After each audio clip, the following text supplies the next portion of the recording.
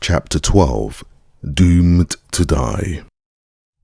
For an instant I stood there before they fell upon me, but the first rush of them forced me back a step or two. My foot felt for the floor, but found only empty space. I had backed into the pit which had received Issus. For a second I toppled there upon the brink. Then I too, with the boy still tightly clutched in my arms, pitched backward into the black abyss. We struck a polished chute. The opening above us closed as magically as it had opened, and we shot down, unharmed, into a dimly lighted apartment far below the arena. As I rose to my feet, the first thing I saw was the malignant countenance of Issus glaring at me through the heavy bars of a grated door at one side of the chamber. "Rash mortal," she shrilled, "you shall pay the awful penalty for your blasphemy in this secret cell. Here you shall lie alone and in darkness with the carcass of your accomplice festering in its rottenness by your side, until crazed by loneliness and hunger, you feed upon the crawling maggots that were once a man." That was all. In another instant she was gone, and the dim light which had filled the cell faded into Sumerian blackness. "Pleasant old lady," said a voice at my side. "Who speaks?" I asked. "'Tis I, your companion, who has had the honour this day of fighting shoulder to shoulder with the greatest warrior that ever wore metal upon Barsoom." "I thank God that you are not dead," I said. "I feared for that nasty cut upon your head." "It but stunned me," he replied. "A mere scratch." "Maybe it were as well had it been final," I said. "We seem to be in a pretty fix here, with a splendid chance of dying of starvation and thirst." "Where are we?" "Beneath the arena," I replied. "We tumbled down the shaft that swallowed Issus, as she was almost at our mercy." He laughed a low laugh of pleasure and relief, and then reaching out through the inky blackness, he sought my shoulder and pulled my ear close to his mouth. "Nothing could be better," he whispered. "There are secrets within the secrets of Issus, of which Issus herself does not dream." "What do you mean?" "I laboured with the other slaves a year since in the remodelling of these subterranean galleries, and at that time we found below these an ancient system of corridors and chambers that had been sealed up for ages. The blacks in charge of the work explored them, taking several of us along to do whatever work there might be occasion for. I know the entire system perfectly. There are miles of corridors honeycombing the ground beneath the gardens and the temple itself, and there is one passage that leads down to and connects with the lower regions that open on the water shaft that gives passage to Omian. If we can reach the submarine undetected, we may yet make the sea in which there are many islands, where the blacks never go. There we may live for a time, and who knows what may transpire to aid us to escape." He had spoken all in a low whisper, evidently fearing spying ears even here, and so I answered him in the same subdued tone. "Lead back to Shador, my friend," I whispered. "Zoda the Black is there. We were to attempt our escape together, so I cannot desert him." "No," said the boy, "one cannot desert a friend. It were better to be recaptured ourselves than that." Then he commenced groping his way about the floor of the dark chamber, searching for the trap that led to the corridors beneath. At length, he summoned me by a low "st," and I crept toward the sound of his voice, to find him kneeling on the brink of an opening in the floor. "There is a drop here of about 10 feet, he whispered. "Hang by your hands, and you will alight safely on a level floor of soft sand." Very quietly I lowered myself from the inky cell above into the inky pit below. So utterly dark was it that we could not see our hands at an inch from our noses. Never, I think, have I known such complete absence of light as existed in the pits of Issus. For an instant I hung in midair. There is a strange sensation connected with an experience of that nature which is quite difficult to describe. When the feet tread empty air and the distance below is shrouded in darkness, there was a feeling akin to panic at the thought of releasing the hold and taking the plunge into unknown depths. Although the boy had told me that it was but 10 feet to the floor below, I experienced the same thrills as though I were hanging above a bottomless pit. Then I released my hold and dropped 4 feet to a soft cushion of sand. The boy followed me. "Raise me to your shoulders," he said, "and I will replace the trap." This done, he took me by the hand, leading me very slowly, with much feeling about and frequent halts to assure himself that he did not stray into wrong passageways. Presently we commenced the descent of a very steep incline. "It will not be long," he said, "before we shall have light." At the lower levels we meet the same stratum of phosphorescent rock that illuminates Omeon. Never shall I forget that trip through the pits of Issus. While it was devoid of important incidents, yet it was filled for me with a strange charm of excitement and adventure, which I think must have hinged principally on the unguessable antiquity of these long-forgotten corridors.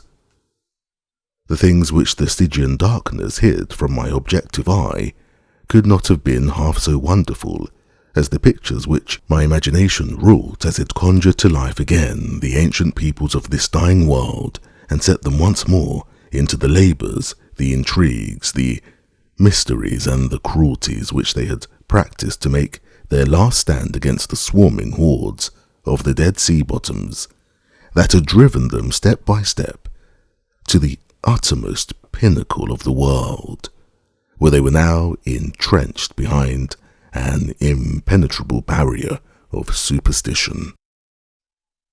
In addition to the green men, there had been 3 principal races upon Barsoom: the blacks, the whites, and a race of yellow men. As the waters of the planet dried and the seas receded, all other resources dwindled until life upon the planet became a constant battle for survival. The various races had made war upon one another for ages, and the 3 higher types had easily bested the green savages of the water places of the world. But now that the receding seas necessitated constant abandonment of their fortified cities and forced upon them a more or less nomadic life in which they became separated into smaller communities, they soon fell prey to the fierce hordes of green men. The result was a partial amalgamation of the blacks, whites, and yellows, the result of which is shown in the present splendid race of red men. I had always supposed that all traces of the original races had disappeared from the face of Mars, yet within the past 4 days I had found both whites and blacks in great multitudes. Could it be possible that in some far-off corner of the planet there still existed a remnant of the ancient race of yellow men? My reveries were broken in upon by a low exclamation from the boy. "At last, the lighted way," he cried, and looking up I beheld, at a long distance before us, a dim radiance. As we advanced, the light increased until presently we emerged into well-lighted passageways. From then on our progress was rapid until we came suddenly to the end of a corridor that led directly upon the ledge surrounding the pool of the submarine. The craft lay at her moorings with uncovered hatch, raising his finger to his lips and then tapping his sword in a significant manner. The youth crept noiselessly toward the vessel. I was close at his heels. Silently we dropped to the deserted deck, and on hands and knees crawled toward the hatchway.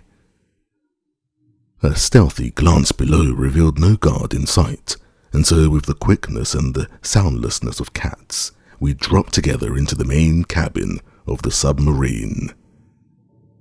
Even here was no sign of life. Quickly we covered and secured the hatch. Then the boy stepped into the pilot house, touched a button, and the boat sank amid swirling waters toward the bottom of the shaft. Even then, there was no scurrying of feet as we had expected, and while the boy remained to direct the boat, I slid from cabin to cabin in futile search for some member of the crew. The craft was entirely deserted. Such good fortune seemed almost unbelievable. When I returned to the pilot house to report the good news to my companion, he handed me a paper. "This may explain the absence of the crew," he said. It was a radio aerial message to the commander of the submarine. "The slaves have risen. Come with what men you have and those that you can gather on the way. Too late to get aid from Omin. They are massacring all within the amphitheater. Issus is threatened. Haste." "Zitad." "Zitad is Dator of the guards of Issus," explained the youth. "We gave them a bad scare, one that they will not soon forget. Let us hope that it is but the beginning of the end of Issus," I said. "Only our first ancestor knows," he replied. We reached the submarine pool in Omian without incident. Here, we debated the wisdom of sinking the craft before leaving her, but finally decided that it would add nothing to our chances for escape. There were plenty of blacks on Omian to thwart us were we apprehended. However, many more might come from the temples and gardens of Issus, and it would not in any way decrease our chances. We were now in a quandary as to how to pass the guards who patrolled the island about the pool. At last I hit upon a plan. "What is the name or title of the officer in charge of these guards?" I asked the boy. "A fellow named Thoris was on duty when we entered this morning," he replied. "Good. And what is the name of the commander of the submarine?" "Yersted." I found a dispatch blank in the cabin and wrote the following order. "Dejah Thoris, return these 2 slaves at once to Shador. Yersted." "That will be the simpler way to return," I said, smiling, as I handed the forged order to the boy. "Come, we shall see now how well it works." "But our swords," he exclaimed. "What shall we say to explain them?" "Since we cannot explain them, we shall have to leave them behind us," I replied. "Is it not the extreme of rashness to thus put ourselves again, unarmed, in the power of the firstborn?" "It is the only way," I answered. "You may trust me to find a way out of the prison of Shador, and I think, once out, that we shall find no great difficulty in arming ourselves once more in a country which abounds so plentifully in armed men." "As you say," he replied with a smile and shrug, "I could not follow another leader who inspired greater confidence than you. Come, let us put your ruse to the test." Boldly we emerged from the hatchway of the craft, leaving our swords behind us, and strode to the main exit which led to the sentry's post and the office of the Dator of the guard. At sight of us, the members of the guard sprang forward in surprise and with levelled rifles halted us. I held out the message to one of them. He took it and, seeing to whom it was addressed, turned and handed it to Thoris, who was emerging from his office to learn the cause of the commotion. The black read the order and for a moment eyed us with evident suspicion. "Where is Dejah Yersted?" he asked, and my heart sank within me as I cursed myself for a stupid fool in not having sunk the submarine to make good the lie that I must tell. "His orders were to return immediately to the temple landing," I replied. Thoris took a half-step toward the entrance of the pool as though to corroborate my story. For that instant everything hung in the balance, for he had done so and found the empty submarine still lying at her wharf, and the whole weak fabric of my concoction would have tumbled about our heads. But evidently he decided the message must be genuine, nor indeed was there any good reason to doubt it, since it would scarce have seemed credible to him that 2 slaves would voluntarily have given themselves into custody in any such manner as this. It was the very boldness of the plan which rendered it successful. "Were you connected with the rising of the slaves?" asked Thoris. "We have just had meagre reports of some such event." "All were involved," I replied, "but it amounted to little. The guards quickly overcame and killed the majority of us." He seemed satisfied with this reply. Take them to Shador, he ordered, turning to one of his subordinates. We entered a small boat lying beside the island, and in a few minutes were disembarking upon Shador. Here we were returned to our respective cells, I with Zodor, the boy by himself, and behind locked doors we were again prisoners of the firstborn. Chapter 13. A Break for Liberty. Zodor listened in incredulous astonishment to my narration of the events which had transpired within the arena of the rites of Issus. He could scarce conceive, even though he had already professed his doubt as to the deity of Issus, that one could threaten her with sword in hand and not be blasted into 1,000 fragments by the mere fury of her divine wrath. It is the final proof, he said at last. No more is needed to completely shatter the last remnants of my superstitious belief in the divinity of Issus. She's only a wicked old woman wielding a mighty power for evil through machinations that have kept her own people and all Barsoom in religious ignorance for ages. She is still all-powerful here, however, I replied, so it behooves us to leave at the first moment that appears at all propitious. I hope that you may find a propitious moment, he said with a laugh, for it is certain that in all my life I have never seen one in which a prisoner of the firstborn might escape. Tonight will do as well as any, I replied. It will soon be night, said Zodor. How may I aid in the adventure? Can you swim? I asked him. No slimy Cillian that haunts the depths of Chorus is more at home in the water than is Zodor, he replied. Good. The Red One in all probability cannot swim, I said, since there is scarce enough water in all their domains to float the tiniest craft. One of us, therefore, will have to support him through the sea to the craft we select.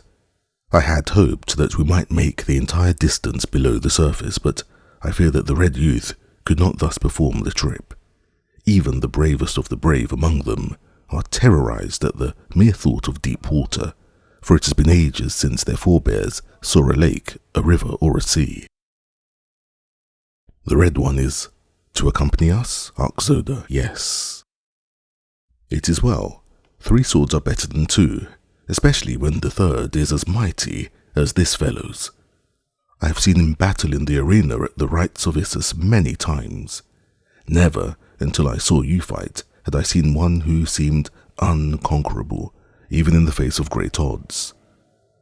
One might think you two master and pupil, or father and son. Come to recall his face, there is a resemblance between you. It is very marked when you fight. There is the same grim smile, the same maddening contempt for your adversary apparent in every movement of your bodies, and in every changing expression of your faces. Be that as it may, Zodor, he is a great fighter. I think that we will make a trio difficult to overcome, and if my friend Tartarchus Jedakothark were but one of us, we could fight our way from one end of Barsoom to the other, even though the whole world were pitted against us. It will be, said Zodor, when they find from whence you have come. That is but one of the superstitions which Issus has foisted upon a credulous humanity. She works through the Holy Therns, who are as ignorant of her real self as are the Barsoomians of the outer world. Her decrees are borne to the Therns written in blood upon a strange parchment. The poor deluded fools think that they are receiving the revelations of a goddess through some supernatural agency, since they find these messages upon their guarded altars to which none could have access without detection. I myself have borne these messages for Issus for many years. There is a long tunnel from the temple of Issus to the principal temple of Matai Shang. It was dug ages ago by the slaves of the firstborn in such utter secrecy that no Thern ever guessed its existence. The Therns, for their part, have temples dotted about the entire civilized world. Here, priests whom the people never see communicates the doctrine of the mysterious river Is. the valley door, and the lost sea of chorus to persuade the poor deluded creatures to take the voluntary pilgrimage that swells the wealth of the holy Therns and adds to the numbers of their slaves. Thus the Therns are used as the principal means for collecting the wealth and labour of the firstborn wrest from them as they need it. Occasionally the firstborn themselves make raids upon the outer world. It is then that they capture many females of the royal houses of the Red Men and take the newest in battleships and the trained artisans who build them, that they may copy what they cannot create. We are a non-productive race, priding ourselves upon our non-productiveness. It is criminal for a firstborn to labour or invent. That is the work of the lower orders, who live merely that the firstborn may enjoy long lives of luxury and idleness. With us, fighting is all that counts. Were it not for that, there would be more of the firstborn than all the creatures of Barsoom could support. For insofar as I know, none of us ever dies a natural death. Our females would live on forever, but for the fact that we tire of them and remove them to make place for others, Issus alone of all is protected against death. She has lived for countless ages. Would not the other Barsoomians live forever but for the doctrine of the voluntary pilgrimage which drags them to the bosom of Is at or before their 1000th year? I asked him.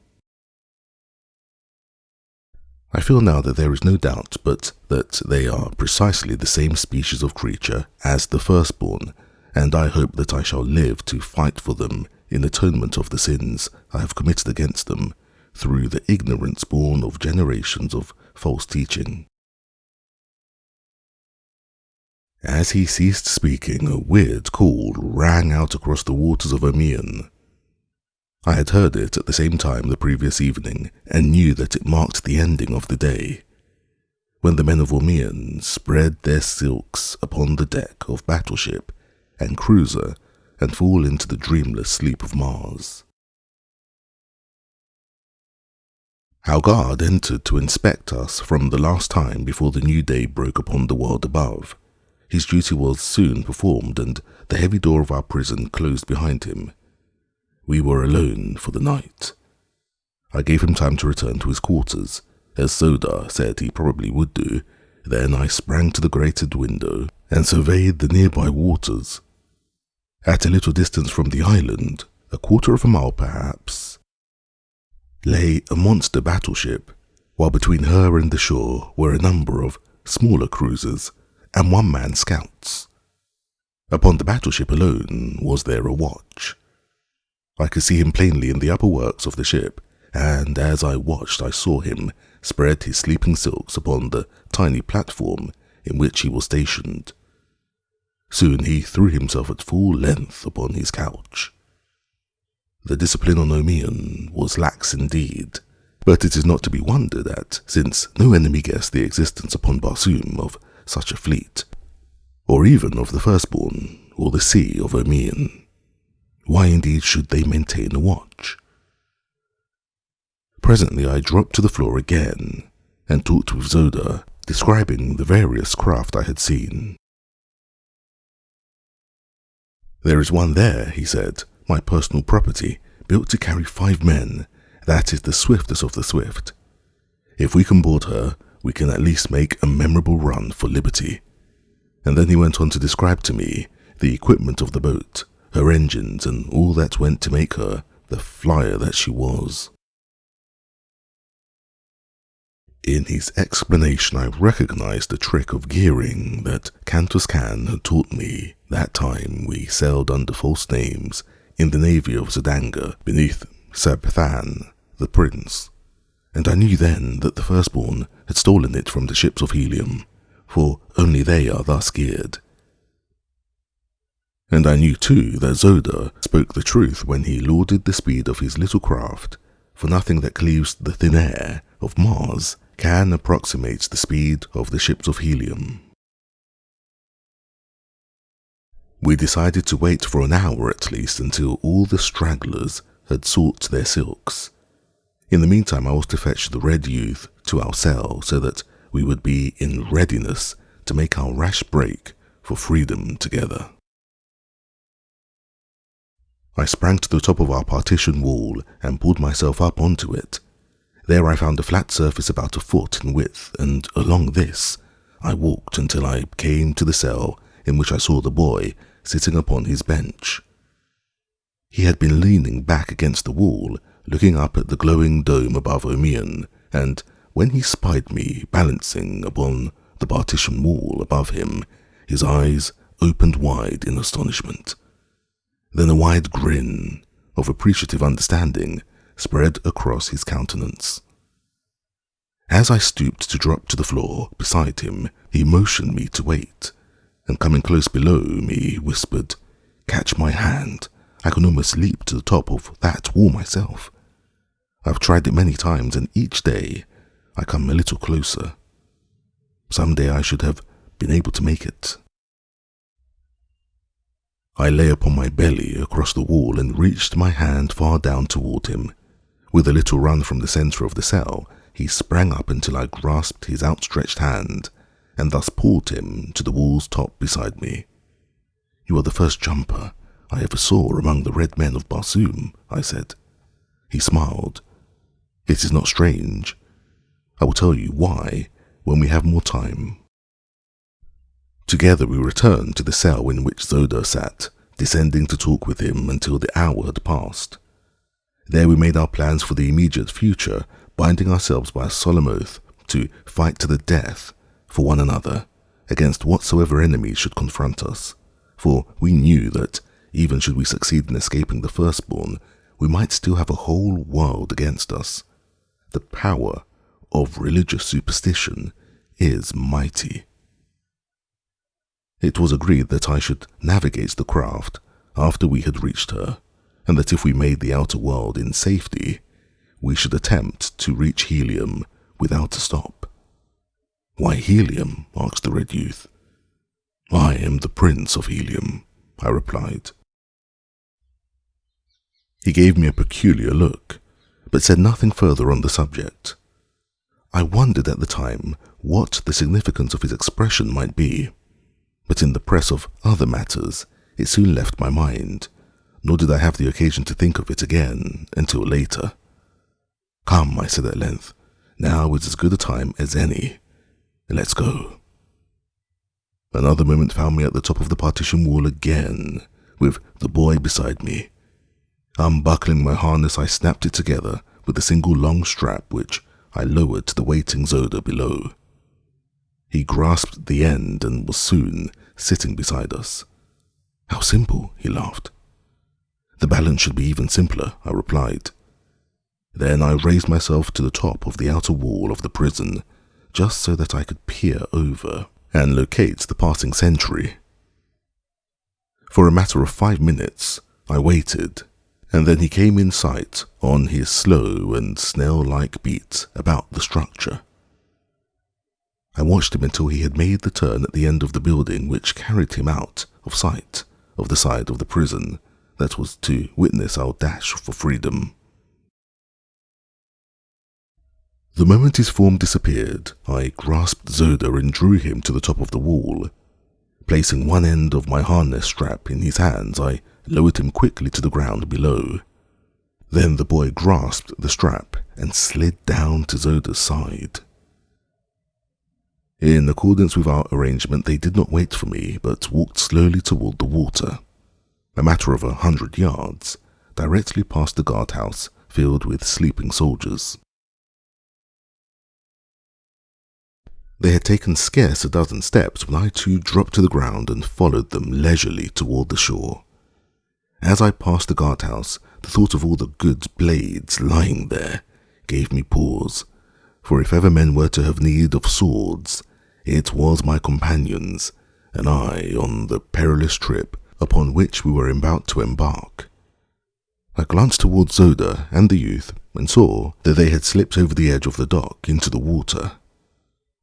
In accordance with our plan, they were to remain there clinging to the metal rings which studded the concrete-like substance of the dock at the water's level, with only their mouths and noses above the surface of the sea until I should join them.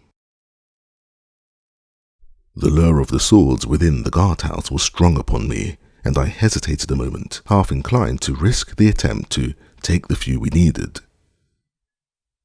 That he who hesitates is lost proved itself a true aphorism in this instance, for another moment saw me creeping stealthily toward the door of the guardhouse. Gently I pressed it open a crack, enough to discover a dozen blacks stretched upon their silks in profound slumber. At the far side of the room, a rack held the swords and firearms of the men. Warily I pushed the door a trifle wider to admit my body. A hinge gave out a resentful groan. One of the men stirred, and my heart stood still. I cursed myself for a fool to have thus jeopardized our chances for escape, but there was nothing for it now but to see the adventure through. With a spring as swift and noiseless as a tiger's, I lit beside the guardsman who had moved. My hands hovered about his throat, awaiting the moment that his eyes should open. For what seemed an eternity to my overwrought nerves, I remained poised thus. Then the fellow turned again upon his side and resumed the even respiration of deep slumber. Carefully I picked my way between and over the soldiers, until I had gained the rack at the far side of the room. Here I turned to survey the sleeping men. All were quiet. Their regular breathing rose and fell in a soothing rhythm that seemed to me the sweetest music I had ever heard. Gingerly I drew a long sword from the rack. The scraping of the scabbard against its holder as I withdrew it sounded like a filing of cast iron with a great rasp, and I looked to see the room immediately filled with alarmed and attacking guardsmen. But none stirred. The second sword I withdrew noiselessly, but the third clanked in its scabbard with a frightful din. I knew that it must awaken some of the men at least, and was on the point of forestalling their attack by a rapid charge for the doorway, when again, to my intense surprise, not a black moved. Either they were wondrous heavy sleepers, or else the noises that I made were really much less than they seemed to me. I was about to leave the rack when my attention was attracted by the revolvers. I knew that I could not carry more than one away with me, for I was already too heavily laden to move quietly with any degree of safety or speed. As I took one of them from its pin, my eye fell for the first time on an open window beside the rack. Here was a splendid means of escape, for it let directly upon the dock, not 20 feet from the water's edge. And as I congratulated myself, I heard the door opposite me open, and there, looking me full in the face, stood the officer of the guard. He evidently took in the situation at a glance and appreciated the gravity of it as quickly as I, for our revolvers came up simultaneously, and the sounds of the two reports were as one as we touched the buttons on the grips that exploded the cartridges. I felt the wind of his bullet as it whizzed past my ear, and at the same instant I saw him crumple to the ground. Where I hit him I do not know, nor if I killed him, for scarce had he started to collapse when I was through the window at my rear. In another second the waters of Omian closed above my head, and the three of us were making for the little flyer 100 yards away. Zodair was burdened with the boy, and I with the 3 long swords. The revolver I had dropped, so that while we were both strong swimmers, it seemed to me that we moved at a snail's pace through the water. I was swimming entirely beneath the surface, but Zoda was compelled to rise often to let the youth breathe, so it was a wonder that we were not discovered long before we were. In fact, we reached the boat's side and were all aboard before the watch upon the battleship, aroused by the shots, detected us. Then an alarm gun bellowed from a ship's bow, its deep boom reverberating in deafening tones beneath the rocky dome of Omeon.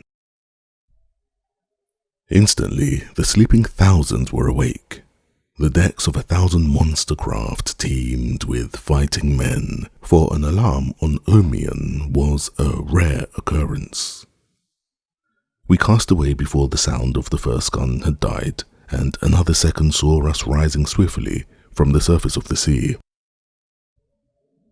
I lay at full length along the deck with the levers and buttons of control before me. Zoda and the boy were stretched directly behind me, prone also that we might offer as little resistance to the air as possible. "Rise high," whispered Zoda. "They dare not fire their heavy guns toward the dome. The fragments of the shells would drop back among their own craft. If we are high enough, our keel plates will protect us from rifle fire." I did as he bade. Below us we could see the men leaping into the water by hundreds and striking out for the small cruisers and one-man flyers that lay moored about the big ships.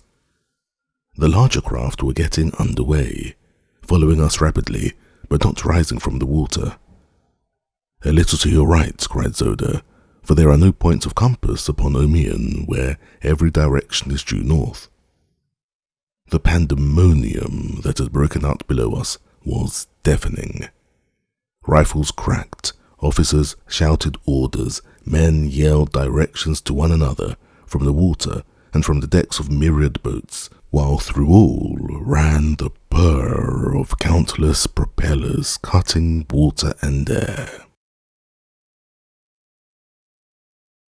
I had not dared pull my speed lever to the highest for fear of overrunning the mouth of the shaft that passed from Omeon's dome to the world above, but even so we were hitting a clip that I doubt has ever been equalled on the windless sea. The smaller flyers were commencing to rise toward us when Zoda shouted, "The shaft! The shaft! Dead ahead!" and I saw the opening, black and yawning in the glowing dome of this underworld. A 10-man cruiser was rising directly in front to cut off our escape.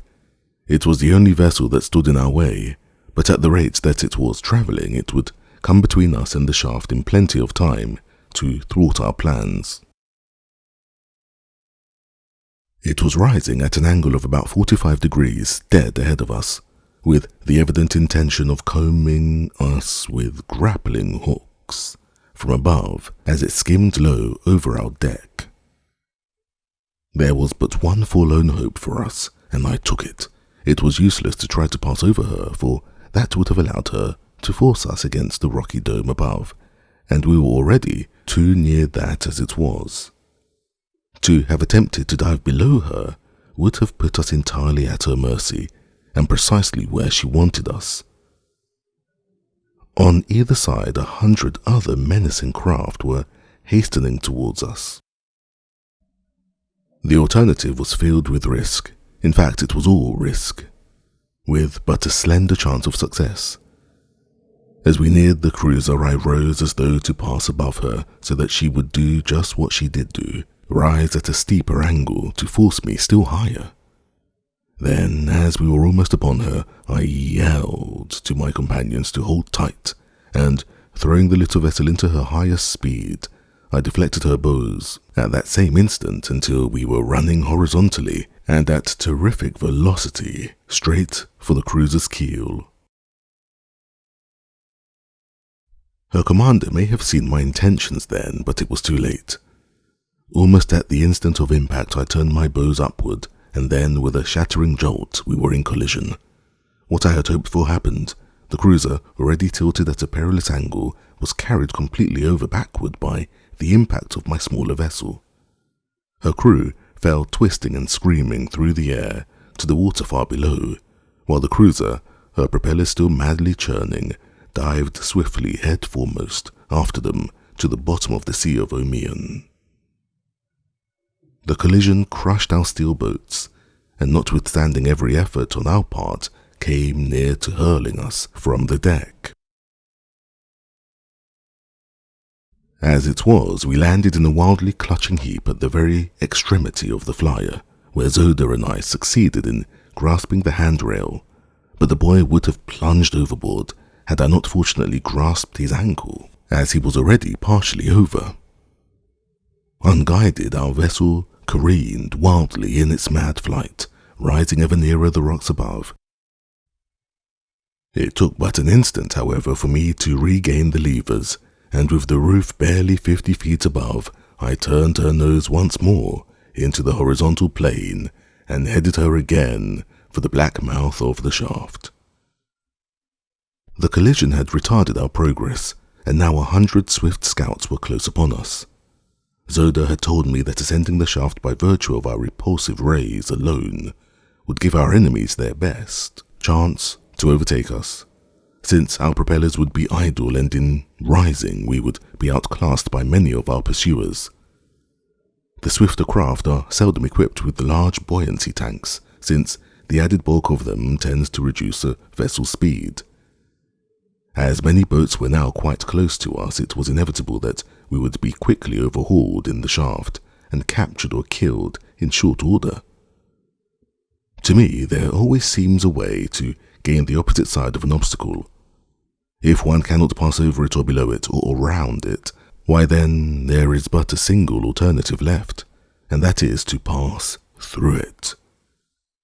I could not get around the fact that many of these other boats could rise faster than ours by the fact of their greater buoyancy, but I was none the less determined to reach the outer world far in advance of them, or die a death of my own choosing in event of failure. "Reverse!" screamed Zoda behind me. "For the love of your first ancestor, reverse! Reverse!" "We are at the shaft. Hold tight," I screamed in reply. "Grasp the boy and hold tight. We are going straight up the shaft." The words were scarce out of my mouth as we swept beneath the pitch-black opening. I threw the bow hard up, dragged the speed lever to its last notch, and, clutching a stanchion with one hand and the steering wheel with the other, hung on like grim death and consigned my soul to its author. I heard a little exclamation of surprise from Zoda, followed by a grim laugh. The boy laughed too and said something which I could not catch for the whistling of the wind of our awful speed. I looked above my head, hoping to catch the gleam of stars by which I could direct our course and hold the hurtling thing that bore us true to the centre of the shaft. To have touched the side at the speed we were making would doubtless have resulted in instant death for us all, but not a star showed above, only utter and impenetrable darkness. Then I glanced below me, and there I saw a rapidly diminishing circle of light, the mouth of the opening above the phosphorescent radiance of Omian. By this I steered, endeavouring to keep the circle of light below me ever perfect. At best it was but a slender cord that held us from destruction, and I think that I steered that night more by intuition and blind faith than by skill or reason.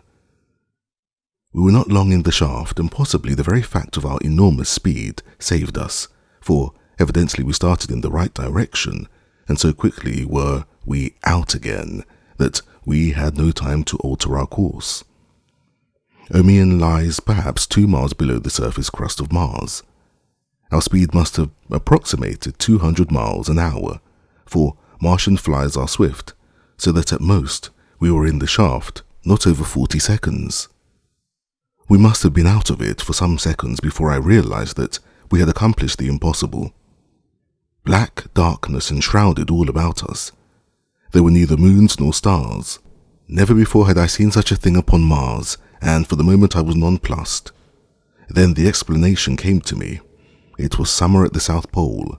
The ice cap was melting, and those meteoric phenomena, clouds, unknown upon the greater part of Barsoom, were shutting out the light of heaven from this portion of the planet. Fortunate indeed it was for us, nor did it take me long to grasp the opportunity for escape which this happy condition offered us. Keeping the boat's nose at a stiff angle, I raced her for the impenetrable curtain which nature had hung above this dying world to shut us out from the sight of our pursuing enemies.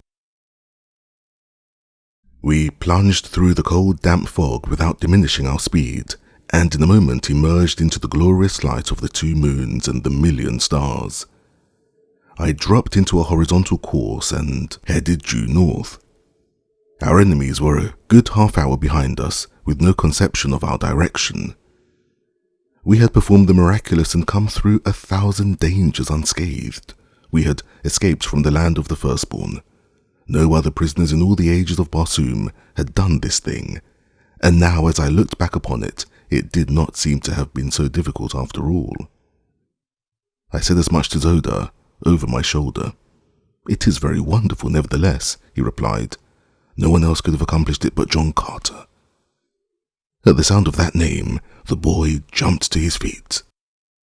"John Carter," he cried. "John Carter.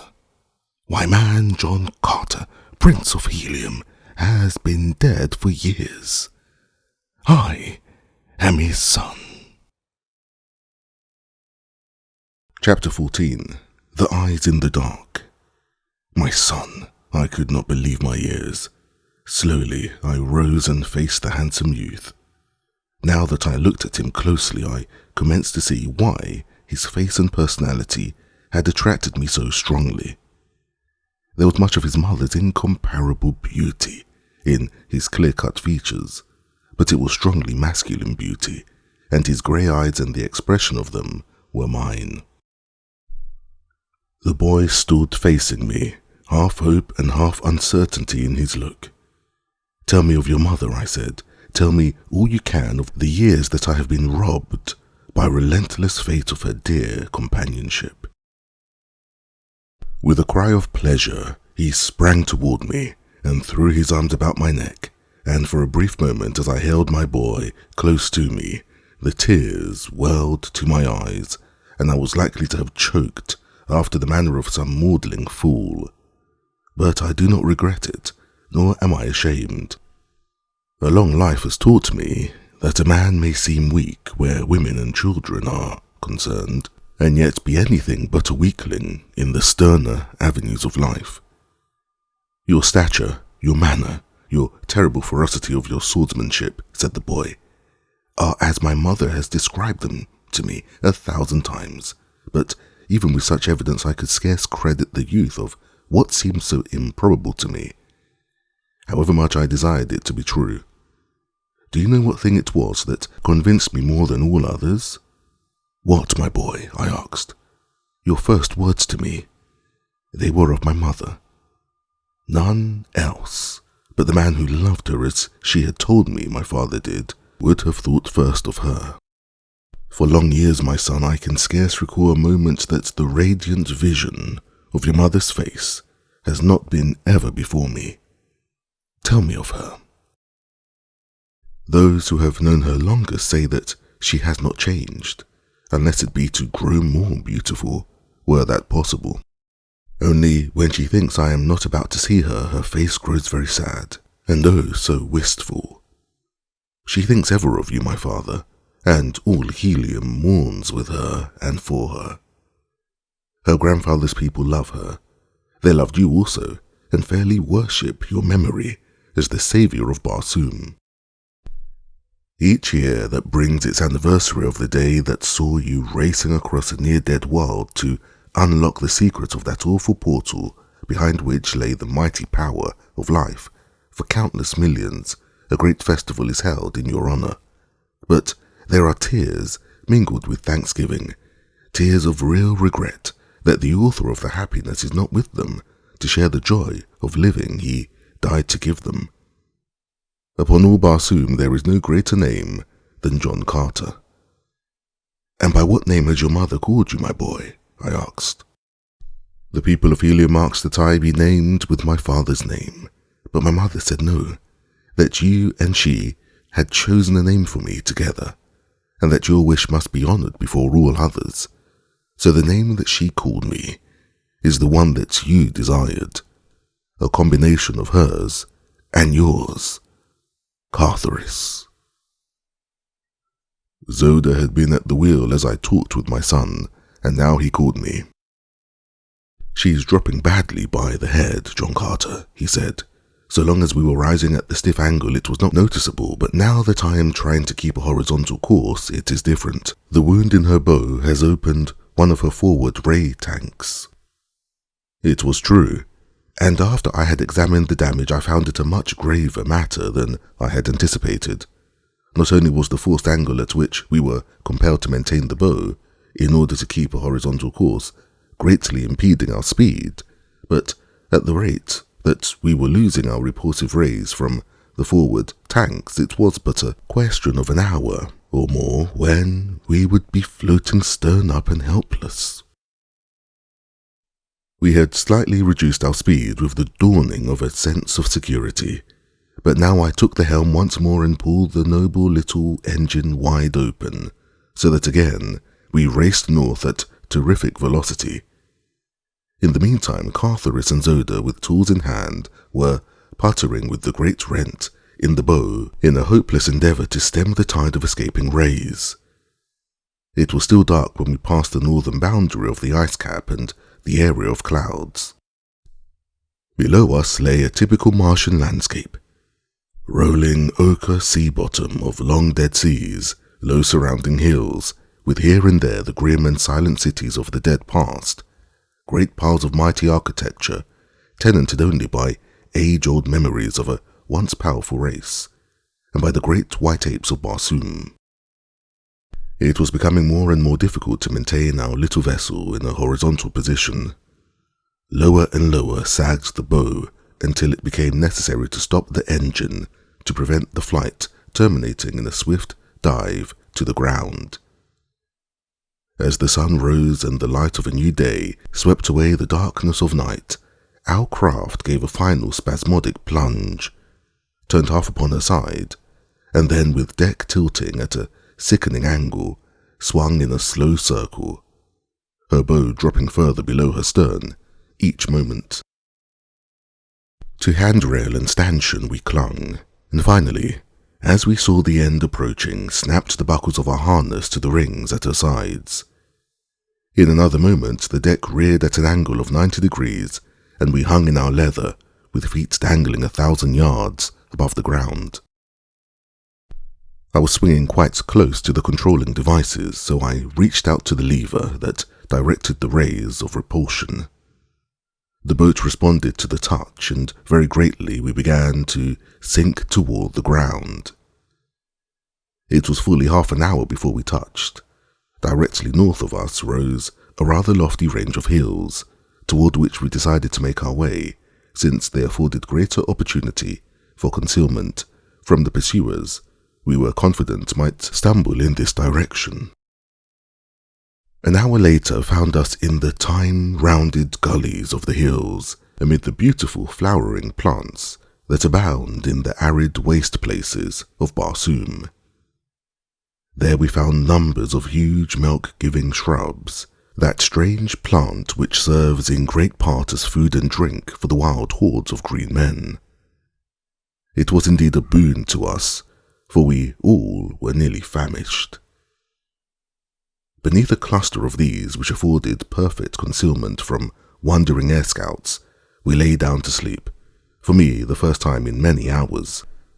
This was the beginning of my 5th day upon Barsoom, since I had found myself suddenly translated from my cottage on the Hudson to Dor, the valley beautiful, the valley hideous.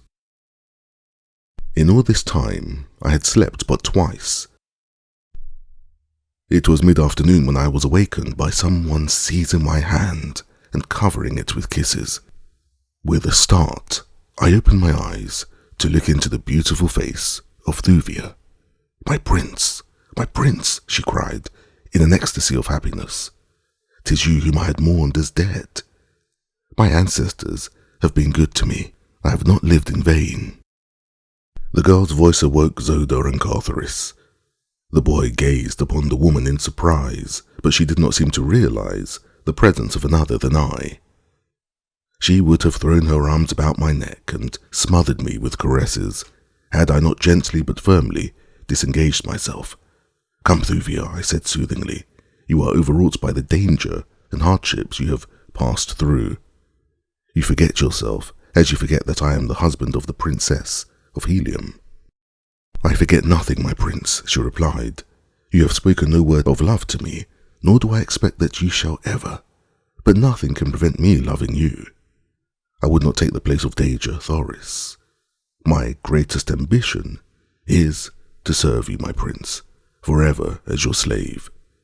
No greater boon could I ask, no greater honor could I crave, no greater happiness could I hope." As I have before said, I am no ladies' man, and I must admit that I have seldom felt so uncomfortable and embarrassed as I did that moment. While I was quite familiar with the Martian custom which allows female slaves to Martian men, whose high and chivalrous honor is always ample protection for every woman in his household, yet I had never myself chosen other than men as my body servants. "And if I ever return to Helium, Thuvia," I said, "you shall go with me, but as an honored equal, and not as a slave. There you shall find plenty of handsome young nobles who would face Isis herself to win a smile from you, and we shall have you married in short order to one of the best of them. Forget your foolish gratitude-begotten infatuation, which your innocence had mistaken for love. I like your friendship better, Thuvia." "You are my master. It shall be as you say," she replied simply, but there was a note of sadness in her voice. "How came you here, Thuvia?" I asked, "and where is Tartarchus?" "The great Thark I fear is dead," she replied sadly. "He was a mighty fighter, but a multitude of grim warriors of another horde than his overwhelmed him. The last that I saw of him, they were bearing him, wounded and bleeding, to the deserted city from which they had sallied to attack us." "You are not sure that he is dead, then?" I asked. "And where is this city of which you speak?" "It is just beyond this range of hills. The vessel in which you so nobly resigned a place that we might find the escape defied our small skill in navigation, with the result that we drifted aimlessly about for days. Then we decided to abandon the craft and attempt to make our way on foot to the nearest waterway. Yesterday we crossed these hills and came upon the dead city beyond. We had passed within its streets and were walking toward the central portion, when, at an intersecting avenue, we saw a body of green warriors approaching. Tartarchus was in advance, and they saw him, but me they did not see. The Thark sprang back to my side and forced me into an adjacent doorway, where he told me to remain in hiding until I could escape, making my way to Helium if possible. "There will be no escape for me now," he said, "for these be the Warhoon of the south. When they have seen my mettle, it will be to the death."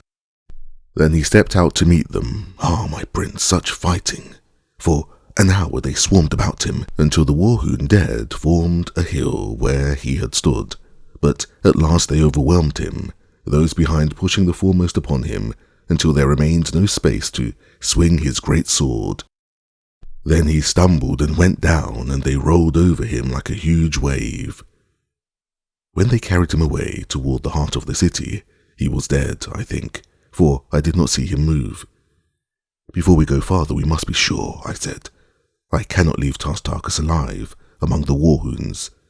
Tonight I shall enter the city and make sure." "And I shall go with you," spoke Thoris. "And I," said Zoda. "Neither one of you shall go," I replied.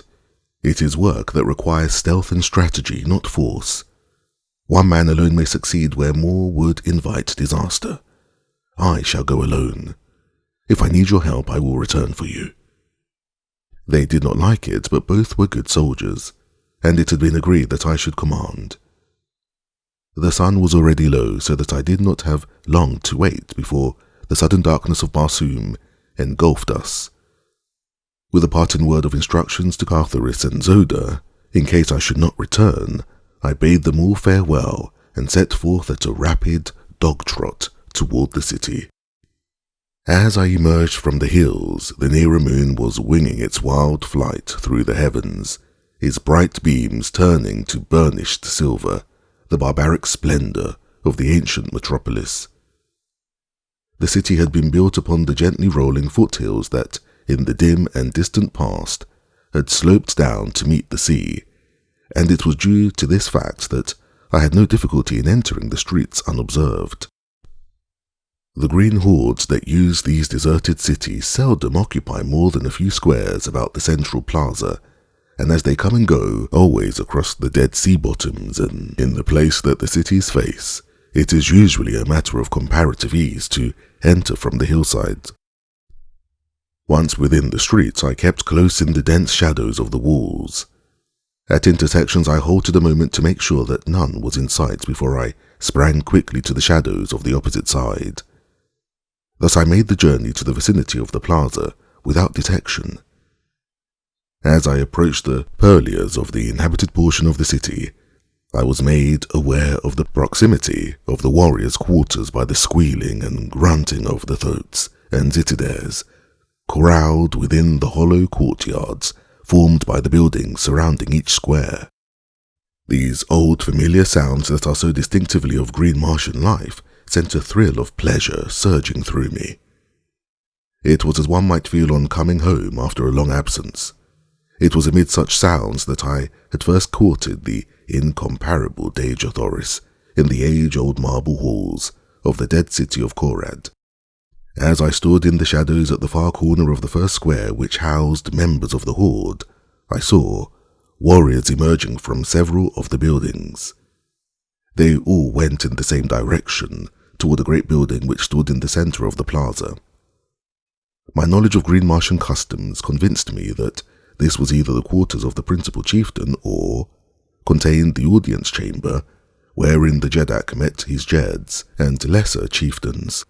In either event, it was evident that something was afoot which might have a bearing on the recent capture of Tartarchus.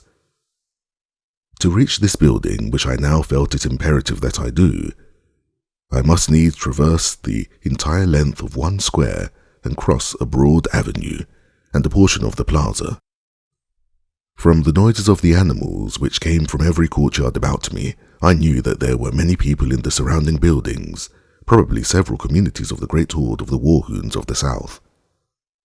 To pass undetected among all these people was in itself a difficult task, but if I was to find and rescue the great Thark, I must expect even more formidable obstacles before success could be mine. I had entered the city from the south and now stood on the corner of the avenue through which I had passed, and the first intersecting avenue south of the plaza. The buildings upon the side of this square did not appear to be inhabited, as I could see no lights, and so I decided to gain the inner courtyard through one of them. Nothing occurred to interrupt my progress through the deserted pile I chose, and I came into the inner court close to the rear walls of the east buildings, without detection. Within the court a great herd of thoats and zitiders moved restlessly about, cropping the moss-like oak of vegetation, which overgrows, practically, the entire uncultivated area of Mars. What breeze there was came from the northwest, so there was little danger that the beast would scent me. Had they, their squealing and grunting would have grown to such a volume as to attract the attention of the warriors within the buildings. Close to the east wall, beneath the overhanging balconies of the second floors, I crept in dense shadows the full length of the courtyard until I came to the buildings at the north end. These were lighted for about 3 floors up, but above the 3rd floor all was dark. To pass through the lighted rooms was, of course, out of the question, since they swarmed with green Martian men and women. My only path lay through the upper floors, and to gain these it was necessary to scale the face of the wall. The reaching of the balcony of the 2nd floor was a matter of easy accomplishment. An agile leap gave my hands a grasp upon the stone hand rail above. In another instant I had drawn myself up on the balcony. Here, through the open windows, I saw the green folk squatting upon their sleeping silks and furs, grunting an occasional monosyllable which, in connection with their wondrous telepathic powers, is ample for their conversational requirements. As I drew closer to listen to their words, a warrior entered the room from the hall beyond. "Come, Tangama," he cried. "We are to take the Thark before Cab Kajah. Bring another with you." The warrior that was addressed arose, and, beckoning to a fellow squatter near, the 300 turned and left the apartment. If I could but follow them, the chance might come to free Tartarchus at once. At least I would learn the location of his prison. At my right was a door leading from the balcony into the building. It was at the end of an unlighted hall, and on the impulse of the moment I stepped within. The hall was broad and led straight through to the front of the building. On either side were the doorways of the various apartments which lined it. I had no more than entered the corridor than I saw the 3 warriors at the other end, those whom I had just seen leaving the apartment. Then a turn to the right took them from my sight again. Quickly I hastened along the hallway in pursuit. My gait was reckless, but I felt that fate had been kind indeed to throw such an opportunity within my grasp, and I could not afford to allow it to elude me now. At the far end of the corridor, I found a spiral stairway leading to the floors above and below. The 3 had evidently left the floor by this avenue. That they had gone down and not up, I was sure from my knowledge of these ancient buildings and the methods of the warhoons. I myself had once been a prisoner of the cruel hordes of northern warhoon, and the memory of the underground dungeon in which I lay still is vivid in my memory. And so I felt certain that Tartarchus lay in the dark pits beneath some nearby building, and that in that direction I should find the trail of the 3 warriors leading to his cell. Nor was I wrong. At the bottom of the runway, or rather at the landing of the floor below, I saw that the shaft descended into the pits beneath, and as I glanced down, the flickering light of a torch revealed the presence of the 3 I was trailing. Down they went toward the pits beneath the structure, and at a safe distance behind I followed the flicker of their torch. The way led through a maze of tortuous corridors, unlighted save for the waving light they carried. We had gone perhaps 100 yards when the party turned abruptly through a doorway at their right. I hastened on as rapidly as I dared through the darkness until I reached the point at which they had left the corridor. There, through an open doorway, I saw them removing the chains that secured the great Thark, Tartarchus, to the wall. Hustling him roughly between them, they came immediately from the chamber, so quickly in fact that I was near to being apprehended. But I managed to run along the corridor in the direction I had been going in my pursuit of them, far enough to be without the radius of their meagre light as they emerged from the cell. I had naturally assumed that they would return with Tartarchus the same way that they had come, which would have carried them away from me. But to my chagrin, they wheeled directly in my direction as they left the room. There was nothing for me but to hasten on in advance and keep out of the light of their torch. I dared not attempt to halt in the darkness of any of the many intersecting corridors, for I knew nothing of the direction they might take. Chance was as likely as not to carry me into the very corridor they might choose to enter. The sensation of moving rapidly through these dark passages was far from reassuring. I knew not at what moment I might plunge headlong into some terrible pit or meet with some of the ghoulish creatures that inhabit these lower worlds beneath the dead cities of dying Mars. There filtered to me a faint radiance from the torch of the men behind, just enough to permit me to trace the direction of the winding passageways directly before me, and so keep me from dashing myself against the walls at the turns. Presently I came to a place where 5 corridors diverged from a common point. I had hastened along one of them for some little distance when suddenly the faint light of the torch disappeared from behind me. I paused to listen for sounds of the party behind me, but the silence was as utter as the silence of the tomb.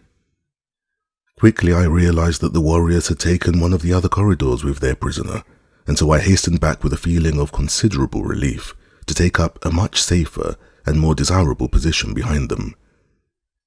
It was much slower work returning, however, than it had been coming, for now the darkness was as utter as the silence. It was necessary to feel every foot of the way back with my hand against the side wall, that I might not pass the spot where the 5 roads radiated. After what seemed an eternity to me, I reached the place and recognized it by groping across the entrances to the several corridors until I had counted 5 of them. Not one, however, showed the faintest sign of light. I listened intently, but the naked feet of the green men sent back no guiding echoes, though presently I thought I detected the clank of sidearms in the far distance of the middle corridor. Up this, then, I hastened, searching for the light and stopping to listen occasionally for a repetition of the sound, but soon I was forced to admit that I must have been following a blind lead, as only darkness and silence rewarded my efforts. Again I retraced my steps toward the parting of the ways, when, to my surprise, I came upon the entrance to 3 diverging corridors, any one of which I might have traversed in my hasty dash after the false clue I had been following. Here was a pretty fix indeed. Once back at the point where the 5 passageways met, I might wait with some assurance for the return of the warriors with Dejah Thoris. My knowledge of their customs lent colour to the belief that he was but being escorted to the audience chamber to have sentence passed upon him. I had not the slightest doubt but that they would preserve so doughty a warrior as the great Thark for the rare sport he would furnish at the great games. But unless I could find my way back to that point, the chances were most excellent that I would wander for days through the awful blackness until, overcome by thirst and hunger, I lay down to die, or what was that? A faint shuffling sounded behind me, and as I cast a hasty glance over my shoulder, my blood froze in my veins for the thing I saw there. It was not so much fear of the present danger as it was the horrifying memories it recalled of that time I near went mad over the corpse of the man I had killed in the dungeons of the Warhounds, when blazing eyes came out of the dark recesses and dragged the thing that had been a man from my clutches, and I heard it scraping over the stone of my prison as they bore it away to their terrible feast. And now in these black pits of the other Warhounds I looked into those same fiery eyes, blazing at me through the terrible darkness, revealing no sign of the beast behind them. I think that the most fearsome attribute of these awesome creatures is their silence, and the fact that one never sees them, nothing but those baleful eyes glaring unblinkingly out of the dark void behind. Grasping my long sword tightly in my hand, I backed slowly along the corridor away from the thing that watched me, but ever as I retreated, the eyes advanced. Nor was there any sound, not even the sound of breathing, except the occasional shuffling sound, as of a dragging of a dead limb, that had first attracted my attention. On and on I went, but I could not escape my sinister pursuer. Suddenly I heard the shuffling noise at my right, and looking, saw another pair of eyes, evidently approaching from an intersecting corridor. As I started to renew my slow retreat, I heard the noise repeated behind me, and then before I could turn I heard it again at my left. The things were all about me. They had surrounded at the intersection of 2 corridors. Retreat was cut off in all directions, unless I chose to charge one of the beasts. Even then I had no doubt but that the others would hurl themselves upon my back. I could not even guess the size or nature of the weird creatures. That they were of goodly proportions, I guessed from the fact that the eyes were on a level with my own. Why is it that darkness so magnifies our dangers? By day I would have charged the great Banth itself, had I thought it necessary, but hemmed in by the darkness of these silent pits, I hesitated before a pair of eyes. Soon I saw that the matter shortly would be taken entirely from my hands, for the eyes at my right were moving slowly nearer me, as were those at my left and those behind and before me. Gradually they were closing in upon me, but still that awful, stealthy silence. For what seemed hours, the eyes approached gradually closer and closer until I felt that I should go mad for the horror of it. I had been constantly turning this way and that to prevent any sudden rush from behind, until I was fairly worn out. At length I could endure it no longer, and taking a fresh grasp upon my long sword, I turned suddenly and charged down upon one of my tormentors. As I was almost upon it, the thing retreated before me, but a sound from behind caused me to wheel in time to see 3 pairs of eyes rushing at me from the rear. With a cry of rage, I turned to meet the cowardly beasts, but as I advanced, they retreated as had their fellow. Another glance over my shoulder discovered the first eyes sneaking on me again, and again I charged, only to see the eyes retreat before me and hear the muffled rush of the 3 at my back. Thus we continued, the eyes always a little closer in the end than they had been before, until I thought that I should go mad with the terrible strain of the ordeal. That they were waiting to spring upon my back seemed evident, and that it would not be long before they succeeded was equally apparent. For I could not endure the wear of this repeated charge and countercharge indefinitely. In fact, I could feel myself weakening from the mental and physical strain I had been undergoing. At that moment I caught another glimpse from the corner of my eye of the single pair of eyes at my back making a sudden rush upon me. I turned to meet the charge. There was a quick rush of the 3 from the other direction, but I determined to pursue the single pair until I should have at least settled my account with one of the beasts and thus be relieved of the strain of meeting attacks from both directions. There was no sound in the corridor, only that of my own breathing. Yet I knew that those 3 uncanny creatures were almost upon me. The eyes in front were not retreating so rapidly now. I was almost within sword reach of them. I raised my sword arm to deal the blow that should free me, and then I felt a heavy body upon my back. A cold, moist, slimy something fastened itself upon my throat. I stumbled and went down. Chapter 15. Flight and Pursuit. I could not have been unconscious more than a few seconds, and yet I know that I was unconscious, for the next thing I realized was that a growing radiance was illuminating the corridor about me, and the eyes were gone. I was unharmed except for a slight bruise upon my forehead where it had struck the stone, flagging as I fell. I sprang to my feet to ascertain the cause of the light. It came from a torch in the hand of one of a party of 4 green warriors who were coming rapidly down the corridor toward me. They had not yet seen me, and so I lost no time in slipping into the first intersecting corridor that I could find. This time, however, I did not advance so far away from the main corridor as on the other occasion that had resulted in my losing Tartarchus and his guards. The party came rapidly toward the opening of the passageway, in which I crouched against the wall. As they passed by, I breathed a sigh of relief. I had not been discovered, and best of all, the party was the same that I had followed into the pits. It consisted of Tartarchus and his 3 guards. I fell in behind them, and soon we were at the cell in which the great Thark had been chained. 2 of the warriors remained without, while the man with the keys entered with the Thark to fasten his iron upon him once more. The 2 outside started to stroll slowly in the direction of the spiral runway, which led to the floors above, and in a moment were lost to view beyond the turn in the corridor. The torch had been stuck in a socket beside the door, so that its rays illuminated both the corridor and the cell at the same time. As I saw the 2 warriors disappear, I approached the entrance to the cell with a well-defined plan already formulated. While I disliked the thought of carrying out the thing that I had decided upon, there seemed no alternative if Tartarchus and I were to go back together to my little camp in the hills.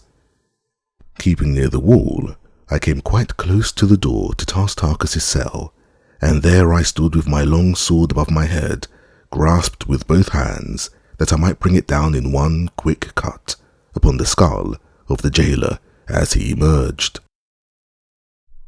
I disliked to dwell upon what followed after I heard the footsteps of the man as he approached the doorway.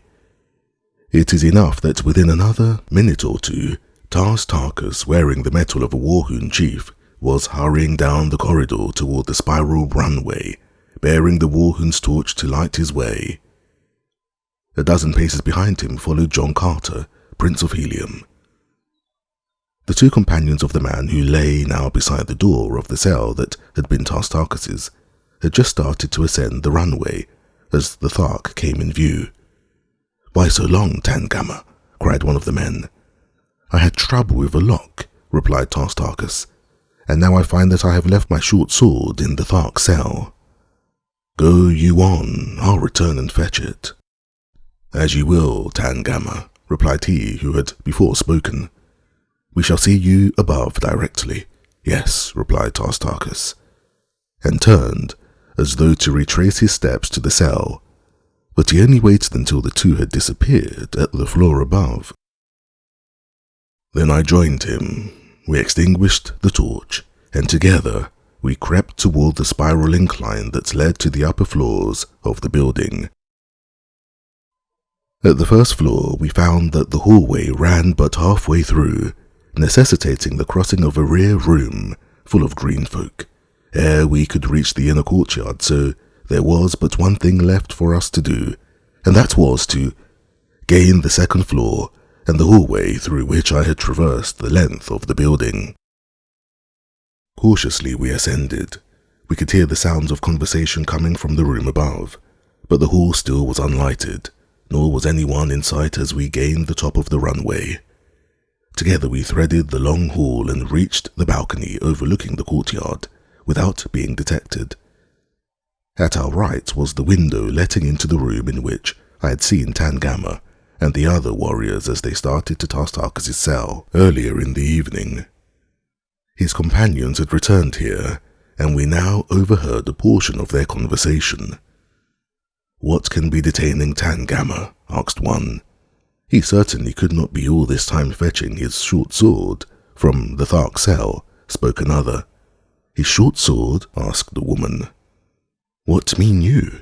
"Tangama left his short sword in the Thark cell," explained the first speaker, "and left us at the runway to return and get it." "Tangama wore no short sword this night," said the woman. "It was broken in today's battle with the Thark, and Tangama gave it to me to repair. See, I have it here." And as she spoke, she drew Tangama's short sword from beneath her sleeping silks and furs. The warriors sprang to their feet. "There is something amiss here," cried one. "'Tis even what I myself thought when Tangama left us at the runway," said another. "Methought then that his voice sounded strangely.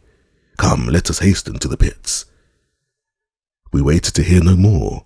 Slinging my harness into a long single strap, I lowered Dejah Thoris to the courtyard beneath, and an instant later dropped to his side. We had spoken scarcely a dozen words since I had felled Tangama at the cell door and seen in the torch's light the expression of utter bewilderment upon the great Thark's face. By this time, he had said, I should have learned to wonder at nothing which John Carter accomplishes. That was all. He did not need to tell me that he appreciated the friendship which had prompted me to risk my life to rescue him, nor did he need to say that he was glad to see me. This fierce green warrior had been the first to greet me that day, now 20 years gone, which had witnessed my first advent upon Mars. He had met me with levelled spear and cruel hatred in his heart, as he charged down upon me, bending low at the side of his mighty throat, as I stood beside the incubator of his horde upon the Dead Sea bottom beyond Korad. And now among the inhabitants of 2 worlds I counted none a better friend than Dejah Thoris, Jeddak of the Tharks. As we reached the courtyard, we stood in the shadows beneath the balcony for a moment to discuss our plans. "There be 5 now in the party, Dejah Thoris," I said. "Thuvia, Zoda, Cartharis, and ourselves. We shall need 5 throats to bear us." "Cartharis," he cried, "your son?" "Yes, I found him in the prison of Shador on the Sea of Omian, in the land of the firstborn. I know not any of these places, John Carter, be they upon Barsoom, upon and below, my friend, but wait until we shall have made good our escape, and you shall hear the strangest narrative that ever a Barsoomian of the outer world gave ear to. Now we must steal our thoughts and be well away to the north, before these fellows discover how we have tricked them. In safety we reached the great gates of the far end of the courtyard, through which it was necessary to take our thoughts to the avenue beyond. It is no easy matter to handle 5 of these great fierce beasts, which by nature are as wild and ferocious as their masters, and held in subjection by cruelty and brute force alone. As we approached them, they sniffed our unfamiliar scent, and with squeals of rage circled about us. Their long, massive necks, upreared, raised their great gaping mouths high above our heads. They are fearsome-appearing brutes at best, but when they are aroused, they are fully as dangerous as they look. The thoat stands a good 10 feet at the shoulder. His hide is sleek and hairless, and of a dark slate colour on back and sides, shading down his 8 legs to a vivid yellow at the huge, padded, nailless feet. The belly is pure white. A broad, flat tail, larger at the tip than at the root, completes the picture of this ferocious, green Martian mount, a fit war steed for these warlike people. As the thoats are guided by telepathic means alone, there is no need to rein or bridle, and so our object now was to find 2 that would obey our unspoken commands. As they charged about us, we succeeded in mastering them sufficiently to prevent any concerted attack upon us, but the din of their squealing was certain to bring investigating warriors into the courtyard were it to continue much longer. At length I was successful in reaching the side of one great brute, and ere he knew what I was about, I was firmly seated astride his glossy back. A moment later, Tarkus had caught and mounted another, and then between us we herded 3 or 4 more toward the great gates. Tarkus rode ahead, and leaning down to the latch, threw the barriers open, while I held the loose thoats from breaking back to the herd. Then together we rode through into the avenue with our stolen mounts, and, without waiting to close the gates, hurried off toward the southern boundary of the city. Thus far our escape had been little short of marvellous, nor did our good fortune desert us, for we passed the outer purlieus of the dead city and came to our camp without hearing even the faintest sound of pursuit. Here a low whistle, the prearranged signal, apprised the balance of our party that I was returning, and we were met by the 3 with every manifestation of enthusiastic rejoicing. But little time was wasted in narration of our adventure. Tarkus and Thoris exchanged the dignified and formal greetings common upon Barsoom.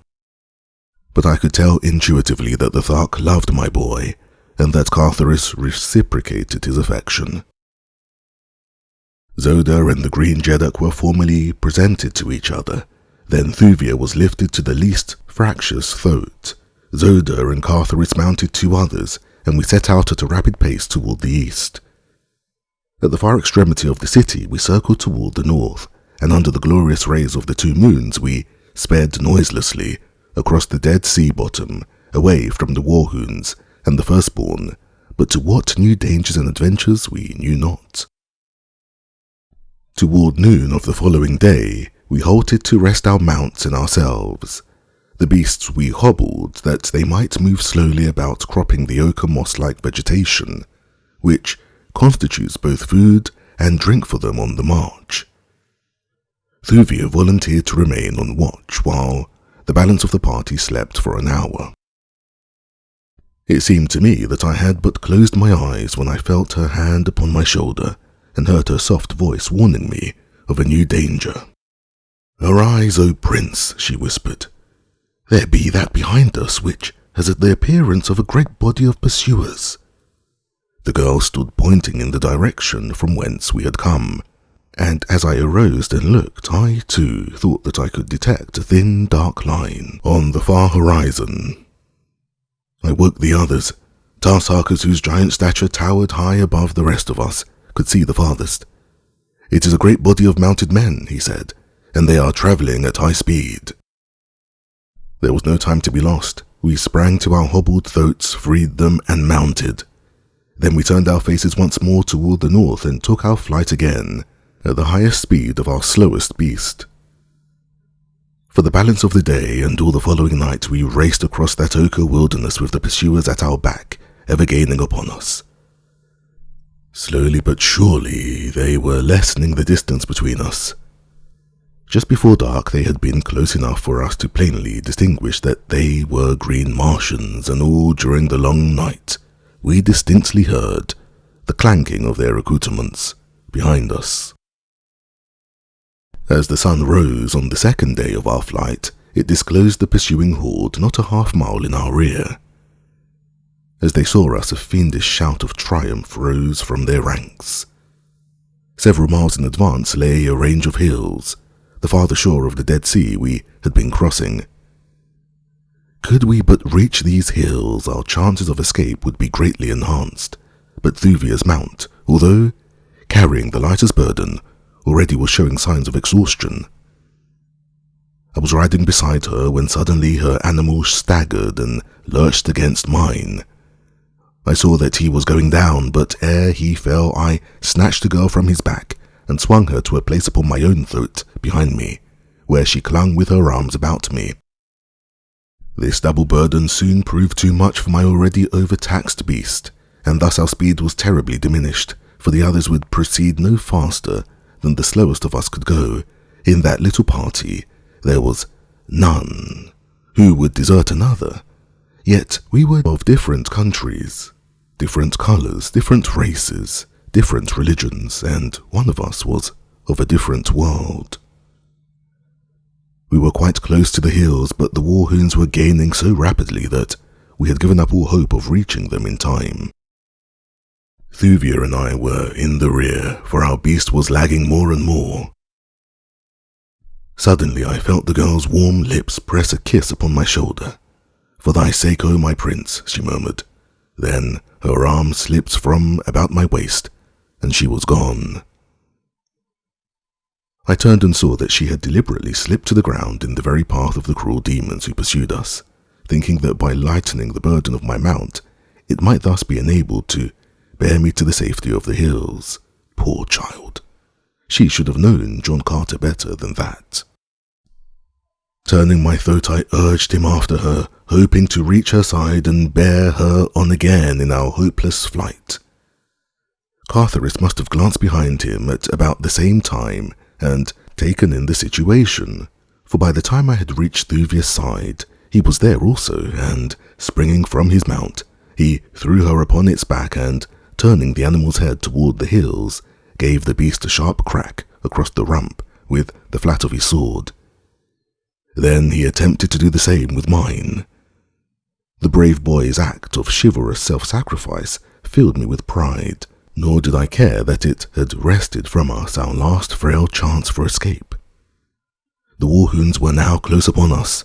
Taskers and Zoda had discovered our absence and were charging rapidly to our support. Everything pointed toward a splendid ending of my second journey to Barsoom.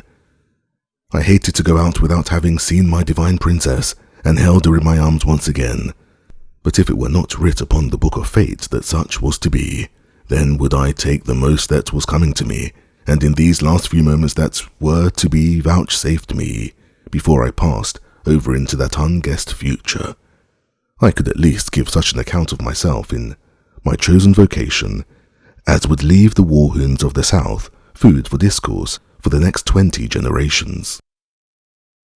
As Cartharis was not mounted, I slipped from the back of my own mount and took my place at his side to meet the charge of the howling devils bearing down upon us. A moment later, Taskers and Zoda ranged themselves on either hand, turning their throats loose that we might all be on an equal footing. The warhounds were perhaps 100 yards from us when a loud explosion sounded from above and behind us, and almost at the same instant, a shell burst in their advancing ranks. At once all was confusion. 100 warriors toppled on the ground. Riderless throats plunged hither and thither among the dead and dying. Dismounted warriors were trampled underfoot in the stampede which followed. All semblance of order had left the ranks of the green men, and as they looked far above our heads to trace the origin of this unexpected attack, disorder turned to retreat, and retreat to a wild panic. In another moment they were racing as madly away from us as they had before been charging down upon us. We turned to look in the direction from whence the first report had come, and there we saw, just clearing the tops of the nearer hills, a great battleship swinging majestically through the air. Her bowgun spoke again even as we looked, and another shell burst among the fleeing warhoons. As she drew nearer, I could not repress a wild cry of elation, for upon her bows I saw the device of helium. Chapter 16. Under Arrest. As Thoris, Dejah, Thoris, and I stood gazing at the magnificent vessel, which meant so much to all of us, we saw a second and then a third top the summit of the hills and glide gracefully after their sister. Now a score of one-man air scouts were launching from the upper decks of the nearer vessel, and in a moment more were speeding in long, swift dives to the ground about us. In another instant we were surrounded by armed sailors, and an officer had stepped forward to address us, when his eyes fell upon Thoris. With an exclamation of surprised pleasure, he sprang forward, and placing his hands upon the boy's shoulder, called him by name. "Thoris, my prince," he cried. "Kaio, Kaio." Horvastus greets the son of Dejah Thoris, Princess of Helium, and of her husband John Carter. "Where have you been, O my prince?" "All Helium has been plunged in sorrow. Terrible have been the calamities that have befallen your great grandsire's mighty nation since the fatal day that saw you leave our midst." "Grieve not, my good Horvastus," cried Thoris, "since I bring not back myself alone to cheer my mother's heart and the hearts of my beloved people, but also one whom all Barsoom loved best, her greatest warrior and her saviour, John Carter, Prince of Helium." Horvastus turned in the direction indicated by Thoris, and as his eyes fell upon me, he was likely to have collapsed from sheer surprise. "John Carter!" he exclaimed, and then a sudden troubled look came into his eyes. "My prince," he started, "where hast thou?" And then he stopped, but I knew the question that his lips dared not frame. The loyal fellow would not be the one to form from mine a confession of the terrible truth that I had returned from the bosom of the Is, the river of mystery, back from the shore of the lost sea of Chorus and the valley Dor. "Ah, my prince," continued he, as though no thought had interrupted his greeting, "that you are back is sufficient, and let Horvastus' sword have the high honour of being first at thy feet." With these words, the noble fellow unbuckled his scabbard and flung his sword upon the ground before me. Could you know the customs and the character of Red Martians, you would appreciate the depth of meaning that that simple act conveyed to me and to all about us who witnessed it. The thing was equivalent to saying, "My sword, my body, my life, my soul are yours to do with as you wish. Until death and after death I look to you alone for authority for my every act. Be you right or wrong, your word shall be my only truth. Whoso raises his hand against you must answer to my sword." It is the oath of fealty that men occasionally pay to a Jeddak whose high character and chivalrous acts have inspired the enthusiastic love of his followers. Never had I known this high tribute paid to a lesser mortal. There was but one response possible. I stooped and lifted the sword from the ground, raised the hilt to my lips, and then, stepping to Horvastus, I buckled the weapon upon him with my own hands. "Horvastus," I said, placing my hand upon his shoulder, "you know best the promptings of your own heart.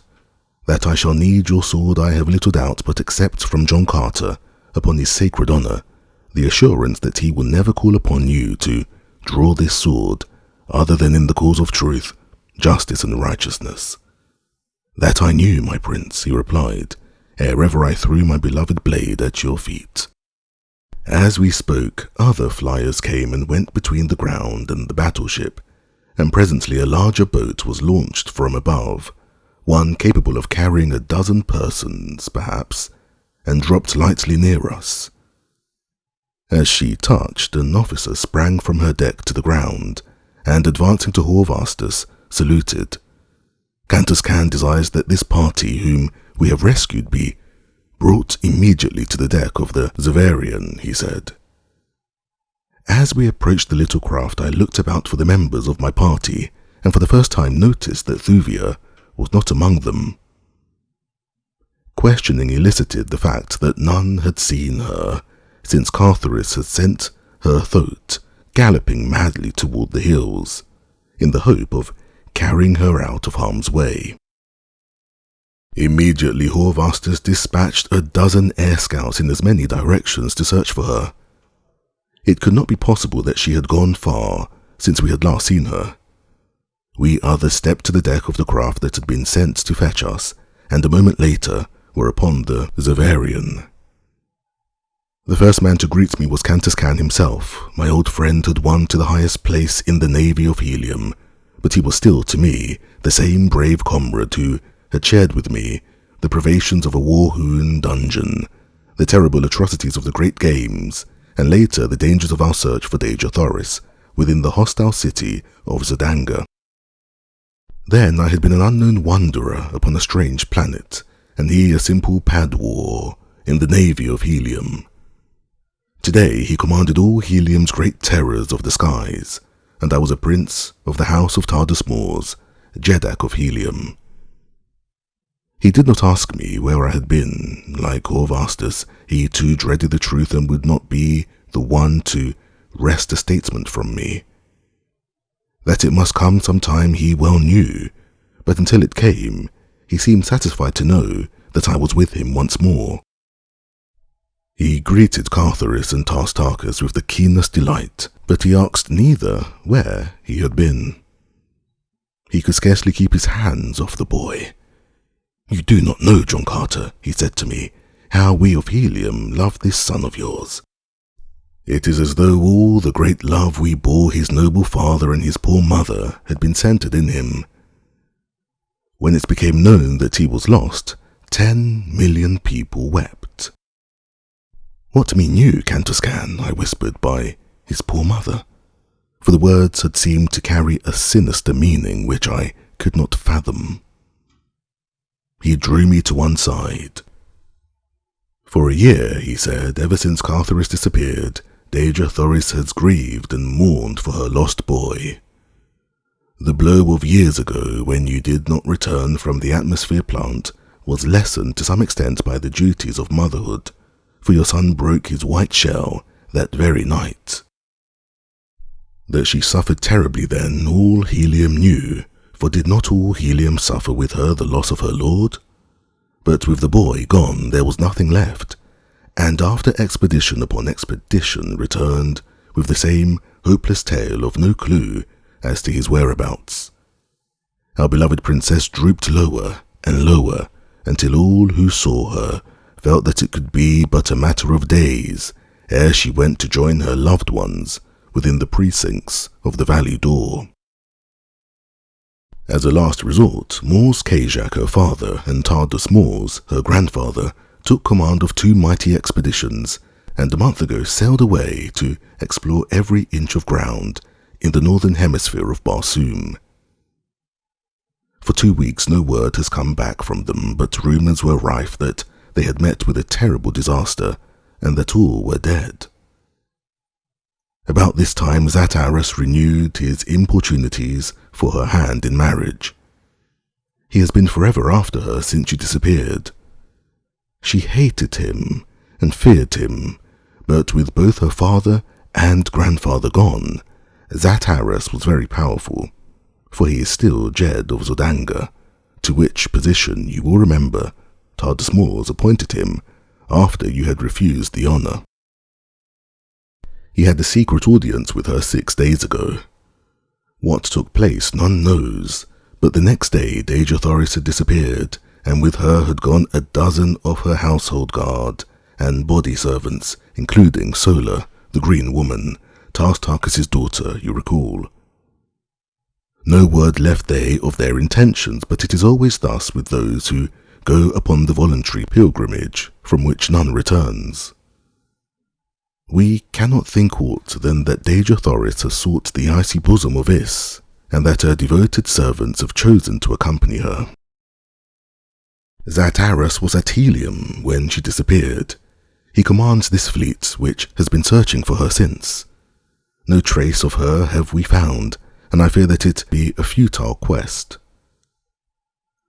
While we talked, Orvastus flyers were returning to the Zavarian. Not one, however, had discovered a trace of Thuvia.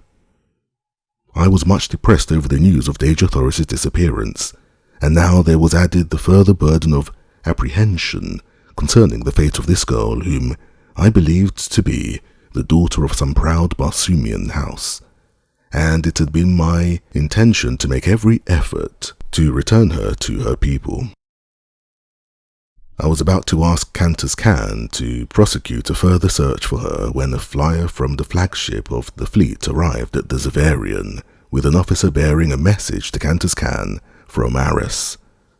My friend read the dispatch and then turned to me. That Aris commands me to bring our prisoners before him. There is naught else to do. He is supreme in Helium, yet it would be far more in keeping with chivalry and good taste were he to come hither and greet the saviour of Barsoom with the honours that are his due. You know full well, my friend, I said, smiling, that Dejah Thoris has good cause to hate me. Nothing would please him better than to humiliate me and then to kill me. Now that he has so excellent an excuse, let us go and see if he has the courage to take advantage of it. Summoning Cartharis, Tarkis, and Zoda, we entered the small flyer with Kantas Khan and Dejah Thoris, his officer, and in a moment were stepping to the deck of Dejah Thoris's flagship. As we approached the Jed of Zodanga, no sign of greeting or recognition crossed his face. Not even to Cartharis did he vouchsafe a friendly word.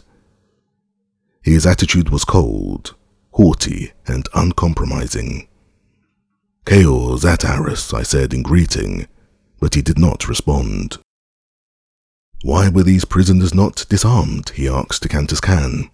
"They are not prisoners, Dejah Thoris," replied the officer. "Two of them are of Helium's noblest family. Tarkis Jeddak of Thark is Tardis Moors' best beloved ally. The other is a friend and companion of the Prince of Helium. That is enough for me to know." "It is not enough for me, however," retorted Dejah Thoris. "More must I hear from those who have taken the pilgrimage than their names. Where have you been, John Carter?" "I've just come from the Valley Door in the land of the firstborn, Dejah Thoris," I replied. "Ah," he exclaimed in evident pleasure. "You do not deny it, then? You have returned from the bosom of Is?" "I've come back from a land of false hope, from a valley of torture and death. With my companions I have escaped from the hideous clutches of lying fiends. I have come back to the Barsoom that I saved from a painless death, to again save her. But this time from death in its most frightful form." "Cease, blasphemer," cried Dejah Thoris. "Hope not to save thy cowardly carcass by inventing horrid lies to—" But he got no further. One does not call John Carter coward and liar thus lightly, and Dejah Thoris should have known it. Before a hand could be raised to stop me, I was at his side and one hand grasped his throat. "Come I from heaven or hell, Dejah Thoris, you will find me still the same John Carter that I have always been. Nor did ever man call me such names and live, without apologizing. And with that, I commenced to bend him back across my knee and tighten my grip upon his throat. "Seize him!" cried Dejah Thoris, and a dozen officers sprang forward to assist him. Countess Khan came close and whispered to me, "Desist, I beg of you. It will but involve us all, for I cannot see these men lay hands upon you without aiding you. My officers and men will join me, and we shall have a mutiny then that may lead to the revolution. For the sake of Tardarus Moors and Helium, desist." At his words I released Dejah Thoris and, turning my back upon him, walked toward the ship's rail. "Come, Countess Khan," I said. "The Prince of Helium would return to Zavarian." None interfered. Dejah Thoris stood white and trembling amidst the officers. Some there who looked upon him with scorn and drew toward me, while one, a man long in the service and confidence of Tardarus Moors, spoke to me in a low tone as I passed him. "You may count my mettle among your fighting men, John Carter," he said. I thanked him and passed on. In silence we embarked, and shortly after stepped once more upon the deck of the Zavarian. 15 minutes later we received orders from the flagship to proceed toward Helium. Our journey thither was uneventful. Cartharis and I were wrapped in the gloomiest of thoughts. Countess Khan was sombre in contemplation of the further calamity that might fall upon Helium should Dejah Thoris attempt to follow the age-old precedent that allotted a terrible death to fugitives from the Valley Door. Tartarchus grieved for the loss of his daughter. Zoda alone was carefree, a fugitive and outlaw. He could be no worse off in Helium than elsewhere. "Let us hope that we may at least go out with good red blood upon our blades," he said. It was a simple wish, and one, most likely, to be gratified. Among the officers of the Zavarian, I thought I could discern division into factions ere we had reached Helium. There were those who gathered about Cartharis and myself whenever the opportunity presented, while about an equal number held aloof from us. They offered us only the most courteous treatment, but were evidently bound by their superstitious belief in the doctrine of Dor and Dis and Chorus. I could not blame them, for I knew how strong a hold a creed, however ridiculous it may be, may gain upon an otherwise intelligent people. By returning from Dor, we had committed a sacrilege. By recounting our adventures there, and stating the facts as they existed, we had outraged the religion of their fathers. We were blasphemers, lying heretics. Even those who still clung to us from personal love and loyalty, I think, did so in the face of the fact that, at heart, they questioned our veracity. It is very hard to accept a new religion for an old, no matter how alluring the promises of the new may be, but to reject the old as a tissue of falsehoods, without being offered anything in its stead, is indeed a most difficult thing to ask of any people. Countess Khan would not talk of our experiences among the Therns and the Firstborn. "It is enough," he said, "that I jeopardize my life here and hereafter by countenancing you at all. Do not ask me to add still further to my sins by listening to what I have always been taught was the rankest heresy." I knew that sooner or later the time must come when our friends and enemies would be forced to declare themselves openly. When we reached Helium there must be an accounting, and if Tardarus Moors had not returned, I feared that enmity of Dejah Thoris might weigh heavily against us, for he represented the government of Helium. To take sides against him were equivalent to treason. The majority of the troops would doubtless follow the lead of their officers, and I knew that many of the highest and most powerful men of both land and air forces would cleave to John Carter in the face of God, man, or devil. On the other hand, the majority of the populace unquestionably would demand that we pay the penalty of our sacrilege. The outlook seemed dark from whatever angle I viewed it, but my mind was so torn with anguish at the thought of Dejah Thoris that I realized now that I gave the terrible question of Helium's plight but scant attention at that time. There was always before me, day and night, a horrible nightmare of frightful scenes through which I knew my princess might even then be passing, the horrid plantmen, the ferocious white apes. At times I would cover my face with my hands in a vain effort to shut out the fearful thing from my mind. It was in the forenoon that we arrived about the mile-high scarlet tower which marks Greater Helium from her twin city. As we descended in great circles toward the navy docks, a mighty multitude could be seen surging in the streets beneath. Helium had been notified by radio aerogram of our approach. From the deck of the Zavarian, we four, Cartharis, Tastarchus, Zoda and I, were transferred to a lesser flyer to be transported to quarters within the Temple of Reward. It is here that Martian justice is meted to benefactor and malefactor. Here the hero is decorated. Here the felon is condemned.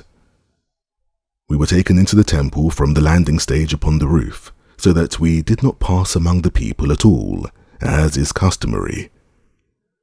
Always before I had seen prisoners of note, or returned wanderers of eminence, paraded from the gate of Jeddux to the Temple of Reward, up the broad avenue of ancestors, through dense crowds of jeering or cheering citizens.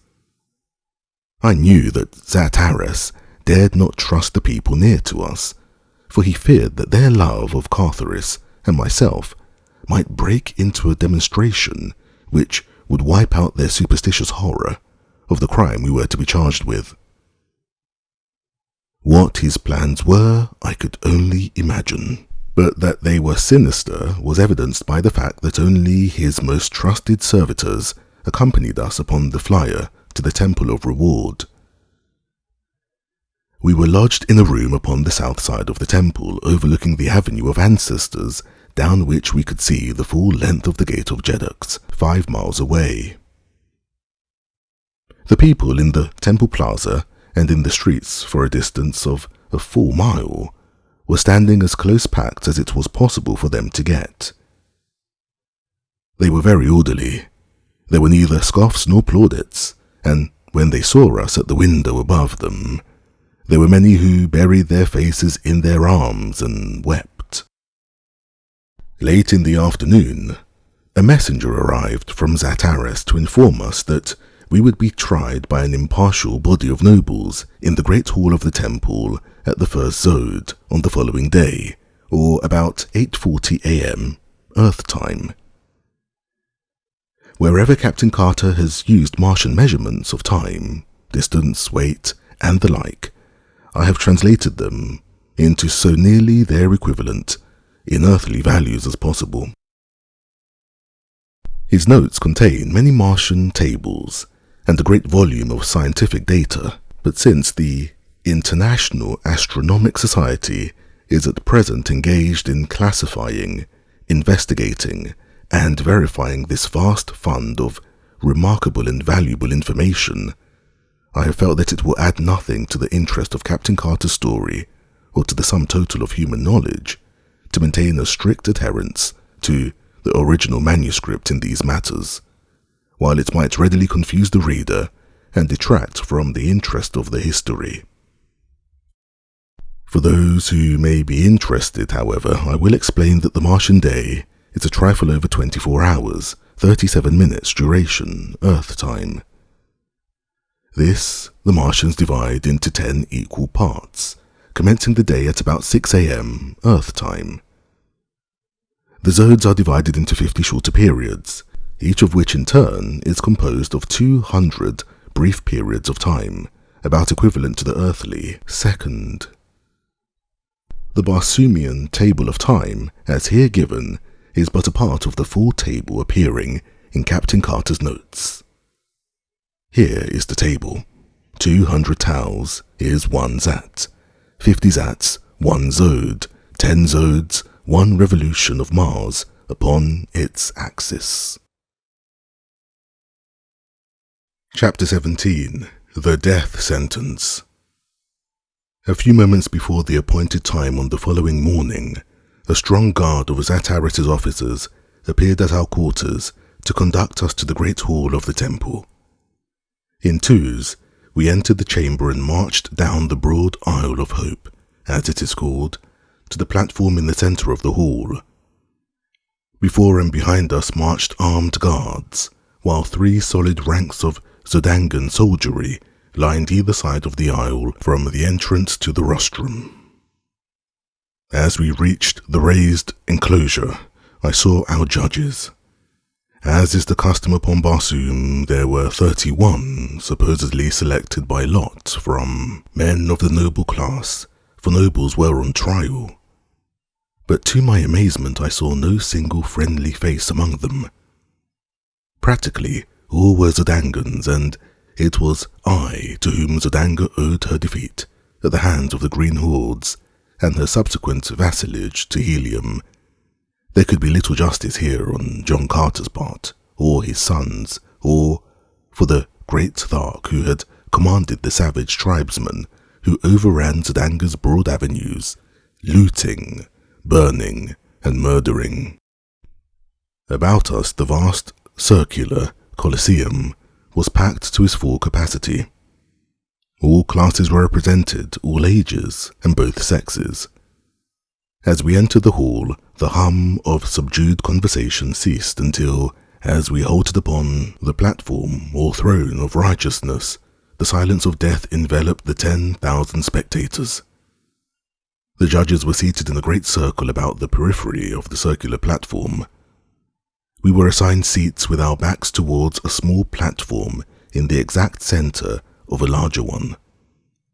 This placed us facing the judges and the audience. Upon the smaller platform, each would take his place while his case was being heard. Zataris himself sat in the golden chair of the presiding magistrate. As we were seated and our guards retired to the foot of the stairway leading to the platform, he arose and called my name. "John Carter," he cried, "take your place upon the pedestal of truth, to be judged impartially, according to your acts, and here to know the reward you have earned thereby." Then turning to and fro toward the audience, he narrated the acts upon the value of which my reward was to be determined. "Know you, O judges and people of Helium," he said, "that John Carter, one-time Prince of Helium, has returned by his own statement from the Valley Door, and even from the Temple of Issus itself, that, in the presence of many men of Helium, he has blasphemed against the sacred Is, and against the Valley Door, and the lost sea of Chorus, and the holy Therns themselves, and even against Issus, goddess of death, and of life eternal. And know you further by witness of thine own eyes, that see him here, now upon the pedestal of truth, that he has indeed returned from these sacred precincts in the face of our ancient customs, and in violation of the sanctity of our ancient religion. He who be once dead may not live again. He who attempts it must be made dead forever.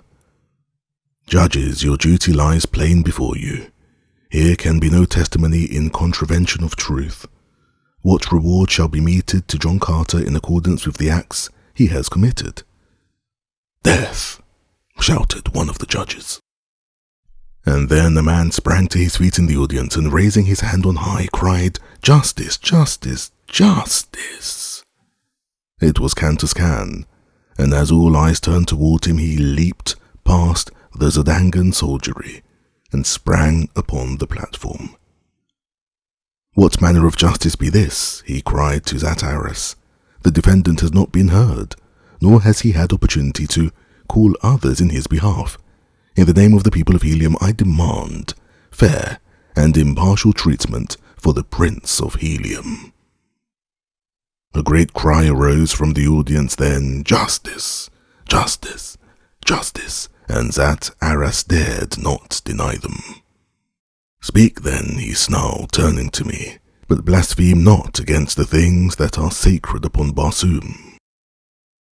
"Men of Helium," I cried, turning to the spectators and speaking over the heads of my judges, "how can John Carter expect justice from the men of Zodanga? He cannot, nor does he ask it. It is not to the men of Helium that he states his case, nor does he appeal for mercy to any. It is not in his own cause that he speaks now, it is in thine. In the cause of your wives and daughters, and of wives and daughters yet unborn. It is to save them from the unthinkably atrocious indignities that I have seen heaped upon the fair women of Barsoom, in the place men call the Temple of Isis.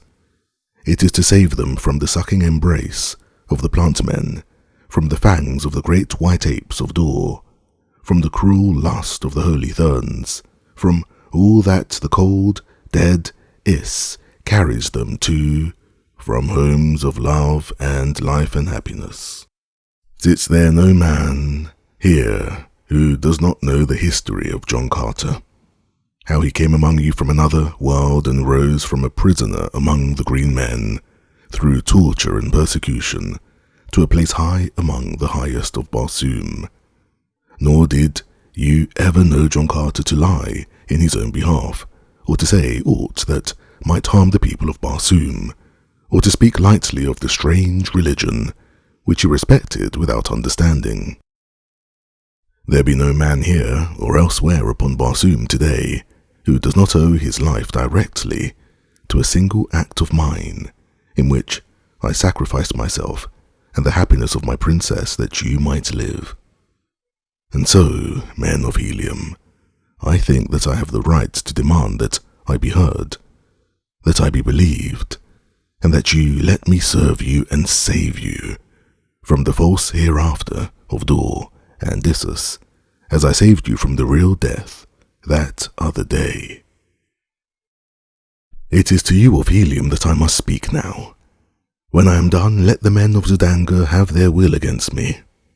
Zat Aras has taken my sword from me, so the men of Zodanga no longer fear me. Will you listen? Speak, John Carter, Prince of Helium, cried the great noble from the audience, and the multitude echoed his permission until the building rocked with the noise of their demonstration. Zat Aras knew better than to interfere with such a sentiment as was expressed the day in the Temple of Reward. And so for 2 hours I talked with the people of Helium. But when I had finished, Zat Aras arose and turning to the judges said in a low tone, "My nobles, you have heard John Carter's plea.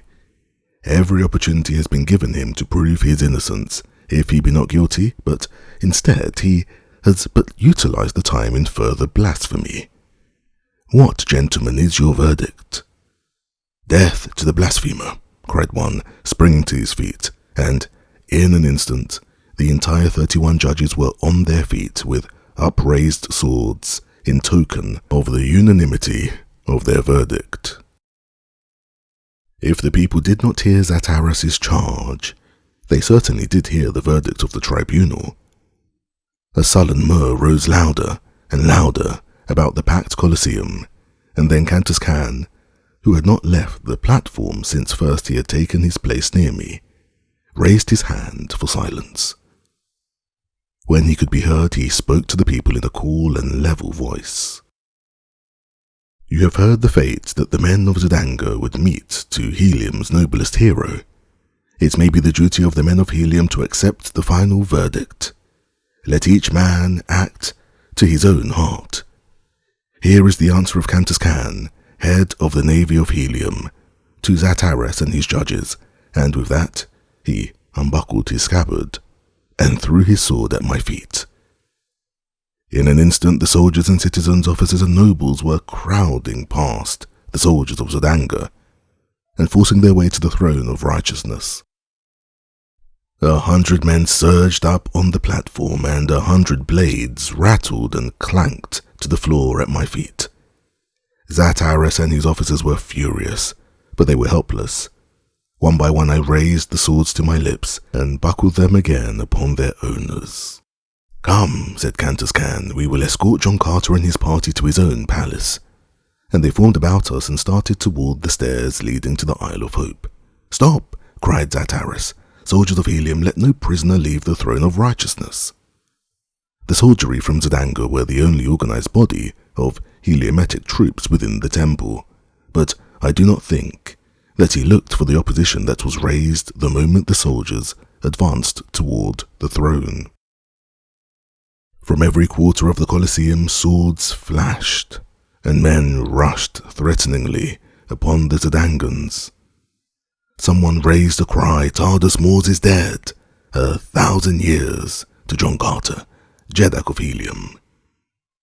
As I heard that and saw the ugly attitude of the men of Helium toward the soldiers of Dejah Thoris, I knew that only a miracle could avert a clash that would end in civil war. "Hold!" I cried, leaping to the pedestal of truth once more.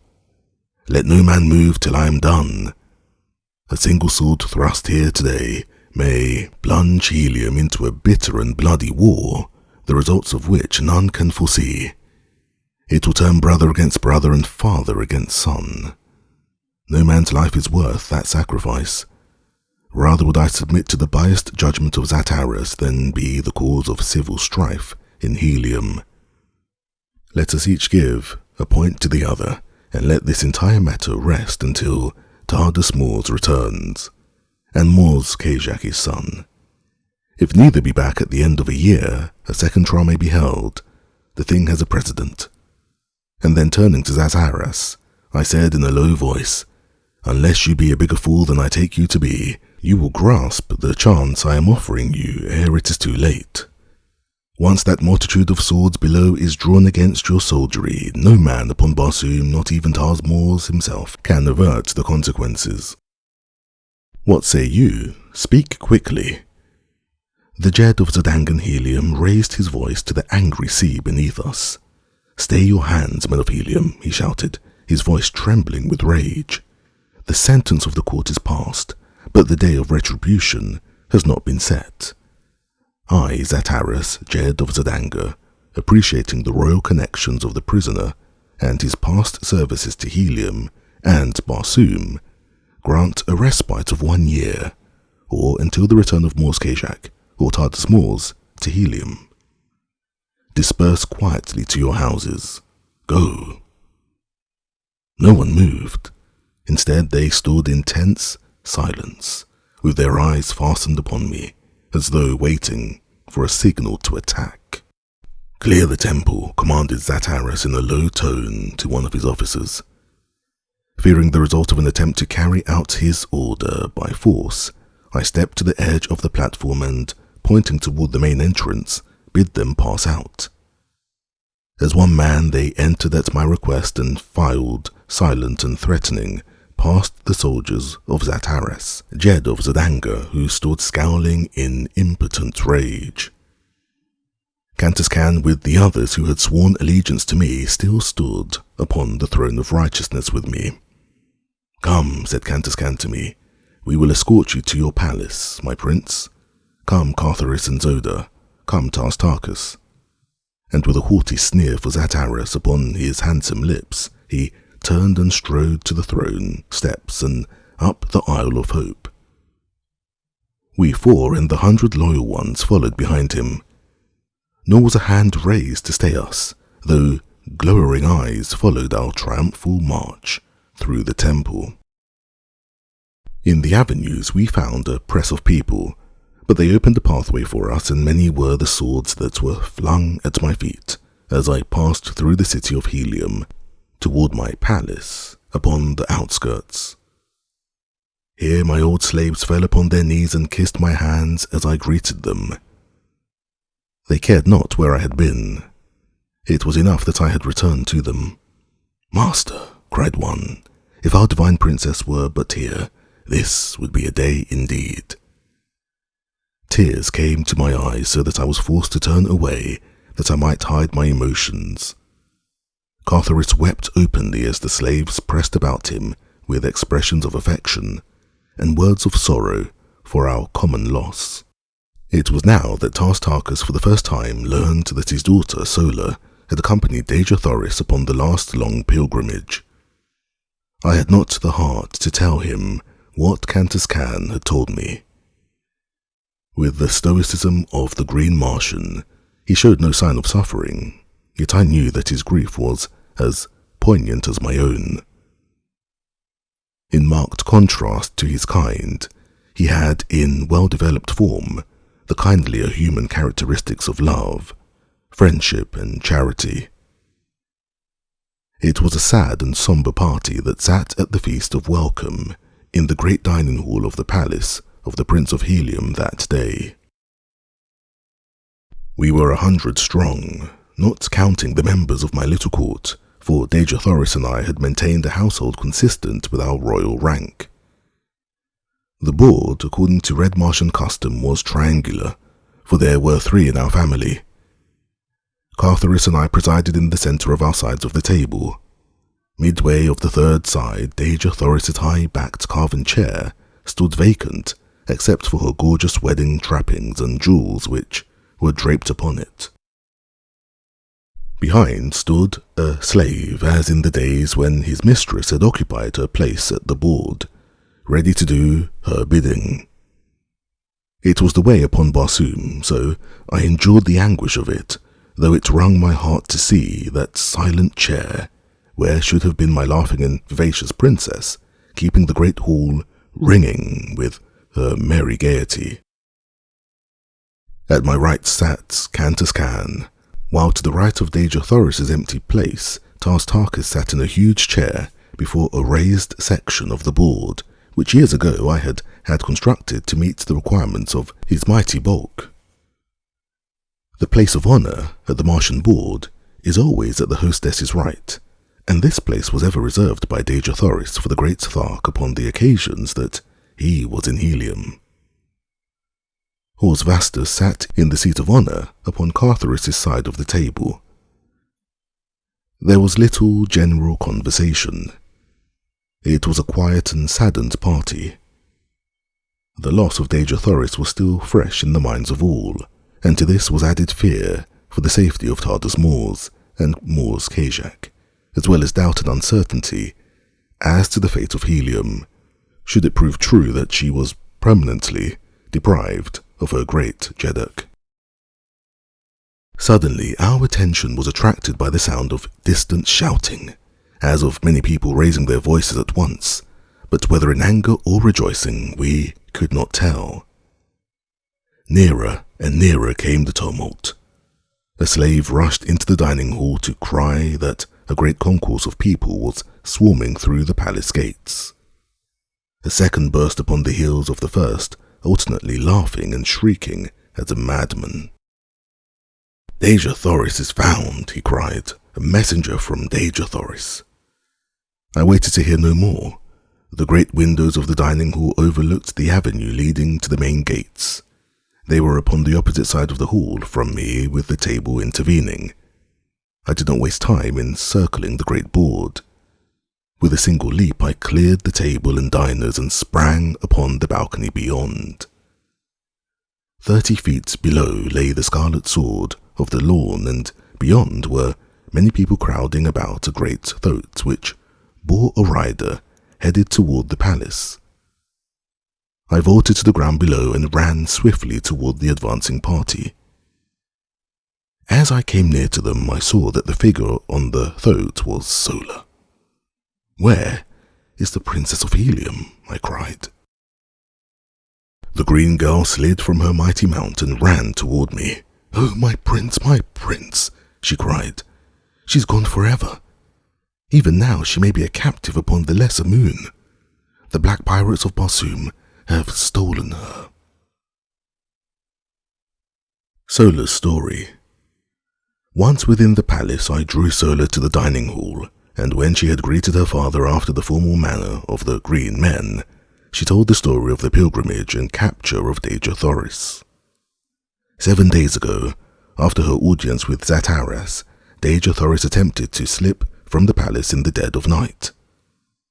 Although I had not heard the outcome of her interview with Zataras, I knew that something had occurred then to cause her the keenest mental agony, and when I discovered her creeping from the palace, I did not need to be told her destination. Hastily arousing a dozen of her most faithful guards, I explained my fears to them, and as one they enlisted with me to follow our beloved princess in her wanderings, even to the sacredess and the valley door. We came upon her but a short distance from the palace. With her was faithful Wooler the hound, but none other. When we overtook her, she feigned anger and ordered us back to the palace. But for once we disobeyed her, and when she found that we would not let her go upon the last long pilgrimage alone, she wept and embraced us, and together we went out into the night toward the south. The following day we came upon a herd of small thoats, and thereafter we were mounted and made good time. We travelled very fast and very far due south until the morning of the 5th day, when we sighted a great fleet of battleships sailing north. They saw us before we could seek shelter, and soon we were surrounded by a horde of black men. The princess's guard fought nobly to the end, but they were soon overcome and slain. Only Dejah Thoris and I were spared. When she realized that she was in the clutches of the black pirates, she attempted to take her own life. But one of the blacks tore her dagger from her, and then they bound us both so that we could not use our hands. The fleet continued north after capturing us. There were about 20 large battleships in all, besides a number of small, swift cruisers. That evening, one of the smaller cruisers that had been far in advance of the fleet returned with a prisoner, a young red woman whom they had picked up in a range of hills, under the very noses, they said, of a fleet of 3 red Martian battleships. From scraps of conversation, which we overheard, it was evident that the black pirates were searching for a party of fugitives that had escaped them several days prior. That they considered the capture of the young woman important was evident from the long and earnest interview the commander of the fleet held with her when he was brought to him. Later she was bound and placed in the compartment with Dejah Thoris and myself. The new captive was a very beautiful girl. She told Dejah Thoris that many years ago she had taken the voluntary pilgrimage from the court of her father, the Jeddak of Tarth. She was Thuvia, the princess of Tarth, and then she asked Dejah Thoris who she might be, and when she heard, she fell upon her knees and kissed Dejah Thoris's fettered hands, and told her that very morning she had been with John Carter, Prince of Helium, and Cartharis her son. Dejah Thoris could not believe her at first, but finally, when the girl had narrated all the strange adventures that had befallen her since she had met John Carter, and told her the things John Carter and Cartharis and Zoda had narrated of their adventures in the land of the firstborn, Dejah Thoris knew that it could be none other than the Prince of Helium. For who, she said, upon all Barsoom other than John Carter, could have done the deeds you tell of? And when Thuvia told Dejah Thoris of her love for John Carter and his loyalty and devotion to the princess of his choice, Dejah Thoris broke down and wept, cursing Zataras and the cruel fate that had driven her from Helium but a few brief days before the return of her beloved lord. "I do not blame you for loving him, Thuvia," she said, "and that your affection for him is pure and sincere, I can well believe from the candour of your avowal of it to me." The fleet continued north nearly to Helium, but last night they evidently realized that John Carter had indeed escaped them, and so they turned toward the south once more. Shortly thereafter, a guard entered our compartment and dragged me to the deck. "There is no place in the land of the firstborn for a green one," he said, and with that he gave me a terrific shove that carried me toppling from the deck of the battleship. Evidently this seemed to him the easiest way of riding the vessel of my presence and killing me at the same time. But a kind fate intervened, and by a miracle I escaped with but slight bruises. The ship was moving slowly at the time, and as I lunged overboard into the darkness beneath, I shuddered at the awful plunge I thought awaited me. For all day, the fleet had sailed thousands of feet above the ground, but to my utter surprise, I struck upon a soft mass of vegetation not 20 feet from the deck of the ship. In fact, the keel of the vessel must have been grazing the surface of the ground at the time. I lay all night where I had fallen, and the next morning brought an explanation of the fortunate coincidence that had saved me from a terrible death. As the sun rose, I saw a vast panorama of sea bottom and distant hills lying far below me. I was upon the highest peak of the lofty range. The fleet, in the darkness of the preceding night, had barely grazed the crest of the hills, and in the brief span that they hovered close to the surface, the blackguard had pitched me, as he supposed, to my death. A few miles west of me was a great waterway. When I reached it, I found to my delight that it belonged to Helium. Here a thoat was procured for me. The rest, you know. After they had left, I bid Dejah Thoris good night, for I was very tired, and going to my own apartments, bathed and lay down upon my sleeping silks and furs, for the first good night's sleep I had had an opportunity to look forward to, since I had returned to Barsoom. But even now I was to be disappointed. How long I slept I do not know. When I awoke suddenly, it was to find a half-dozen powerful men upon me, a gag already in my mouth, and a moment later my arms and legs securely bound. So quickly had they worked, and to such good purpose, that I was utterly beyond the power to resist them by the time I was fully awake. Never a word spoke they, and the gag effectually prevented me speaking. Silently they lifted me and bore me toward the door of my chamber. As they passed the window through which the father moon was casting its brilliant beams, I saw that each of the party had his face swathed in layers of silk. I could not recognize one of them. When they had come into the corridor with me, they turned toward a secret panel in the wall which led to the passage that terminated in the pits beneath the palace. That any knew of this panel outside my own household I was doubtful. Yet the leader of the band did not hesitate a moment. He stepped directly to the panel, touched the concealed button, and as the door swung open, he stood aside while his companions entered with me. Then he closed the panel behind him and followed us. Down through the passageways to the pits we went. The leader rapped upon it with the hilt of his sword, 3 quick sharp blows, a pause, then 3 more, another pause, and then 2. A second later, the wall swung in, and I was pushed within a brilliantly lighted chamber, in which sat 3 richly trapped men. One of them turned toward me with a sardonic smile upon his thin, cruel lips. It was Dejah Thoris. Chapter 19. Black Despair.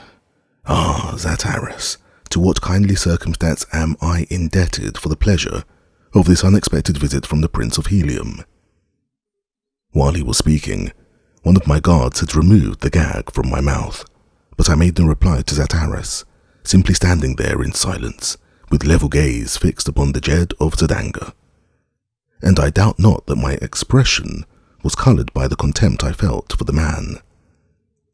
The eyes of those within the chamber were fixed first upon me, and then upon Dejah Thoris, until finally a flush of anger crept slowly over his face. "You may go," he said to those who had brought me, and when only his 2 companions and ourselves were left in the chamber, he spoke to me again in a voice of ice, very slowly and deliberately, with many pauses, as though he would choose his words cautiously. "John Carter," he said, "by the edict of custom, by the law of our religion, and by the verdict of an impartial court, you are condemned to die. The people cannot save you. I alone may accomplish that. You are absolutely in my power to do with as I wish. I may kill you, or I may free you, and should I elect to kill you, none would be the wiser." Should you go free in helium for a year, in accordance with the conditions of your reprieve, there is little fear that the people would ever insist upon the execution of the sentence imposed upon you. You may go free within 2 minutes upon one condition. TARDIS Moors will never return to helium. Neither will Moors Kajak nor Dejah Thoris. Helium must select a new Jeddak within the year. Dejah Thoris would be Jeddak of helium. Say that you will espouse my cause. This is the price of your freedom. I am done. I knew it was within the scope of Dejah Thoris's cruel heart to destroy me, and if I were dead, I could see little reason to doubt that he might easily become Jeddak of helium. Free, I could prosecute the search for Dejah Thoris. Were I dead, my brave comrades might not be able to carry out our plans. So, by refusing to accede to his request, it was quite probable that not only would I not prevent him from becoming Jeddak of helium, but that I would be the means of sealing Dejah Thoris's fate, of consigning her, through my refusal, to the horrors of the arena of Issus. For a moment I was perplexed, but for a moment only.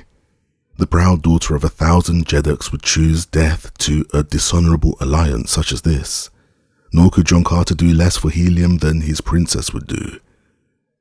Then I turned to Dejah Thoris. There can be no alliance, I said, between a traitor of helium and a prince of the House of TARDIS Moors. I do not believe, Dejah Thoris, that the great Jeddak is dead. Dejah Thoris shrugged his shoulders. It will not be long, John Carter, he said, that your opinions will be of interest even to yourself, so make the best of them while you can. Dejah Thoris will permit you in due time to reflect further upon the magnanimous offer he has made you.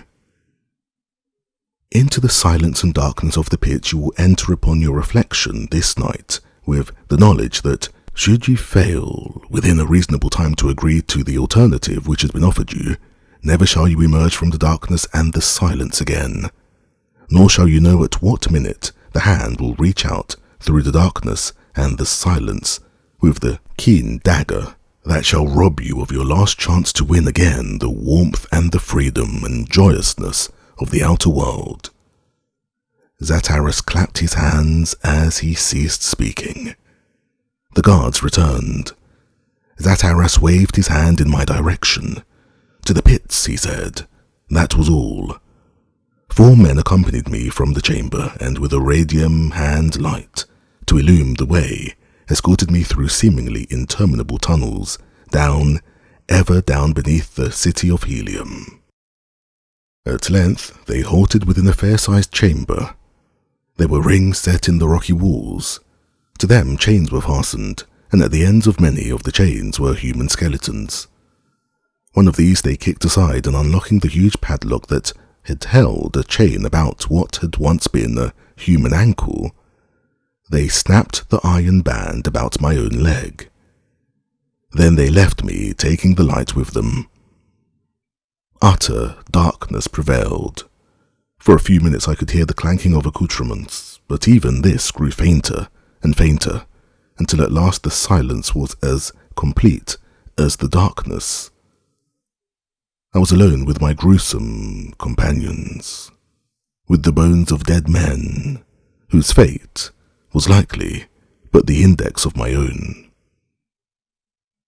How long I stood listening in the darkness I do not know, but the silence was unbroken, and at last I sunk to the hard floor of my prison, where, leaning my head against the stony wall, I slept.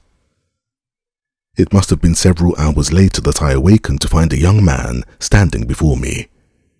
In one hand he bore a light, in the other a receptacle containing a gruel-like mixture, the common prison fare of Barsoom. Dejah Thoris sends you greetings, said the young man, and commands me to inform you that though he is fully advised of the plot to make you Jeddak of helium, he is, however, not inclined to withdraw the offer which he has made you. To gain your freedom you have but to request me to advise Dejah Thoris that you accept the terms of his proposition. I but shook my head. The youth said no more, and after placing the food upon the floor at my side, returned up the corridor, taking the light with him.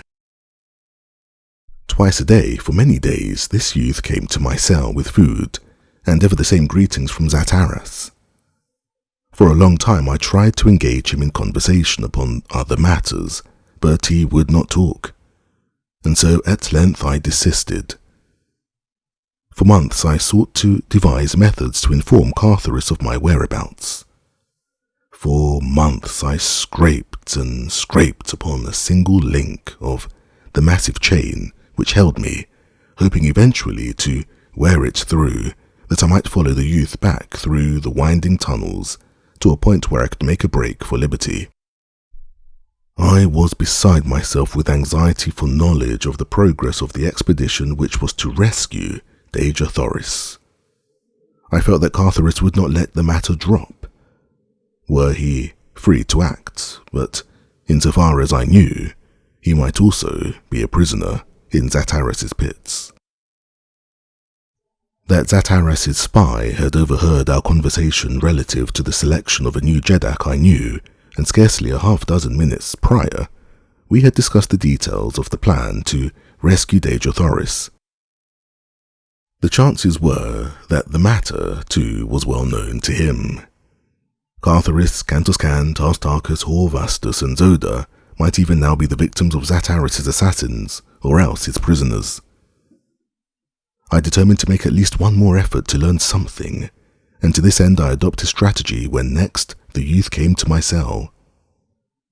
I had noticed that he was a handsome fellow, about the size and age of Thoris, and I had also noticed that his shabby trappings but illy comported with his dignified and noble bearing.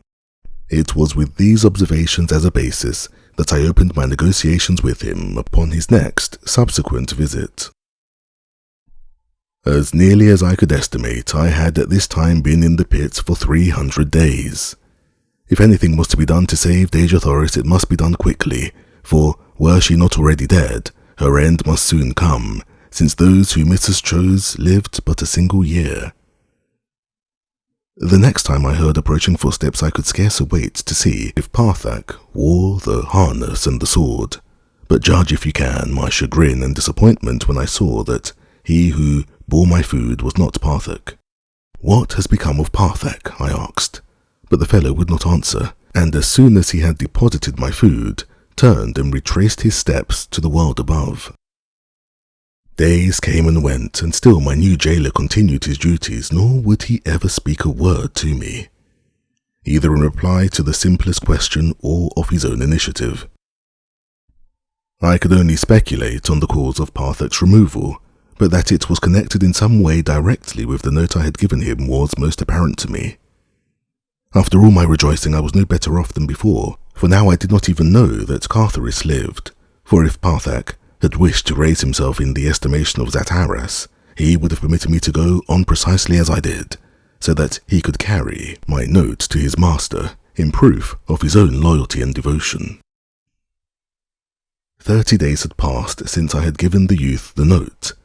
330 days had passed since my incarceration. As closely as I could figure, there remained a bare 30 days ere Dejah Thoris would be ordered to the arena for the rites of Issus. At the point where we left the pits of Dejah Thoris, we found the body of the guard Thoris had slain.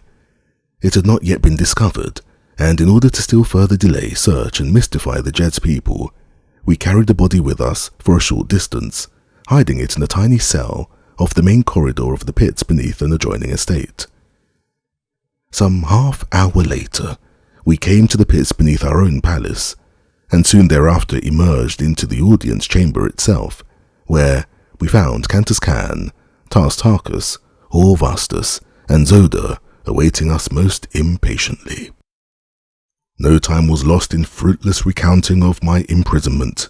What I desired to know was how well the plans we had laid nearly a year ago had been carried out. "It has taken much longer than we had expected," replied Cantus Can. "The fact that we were compelled to maintain utter secrecy has handicapped us terribly. Dejah Thoris's spies are everywhere, yet, to the best of my knowledge, no word of our real plans has reached the villain's ear."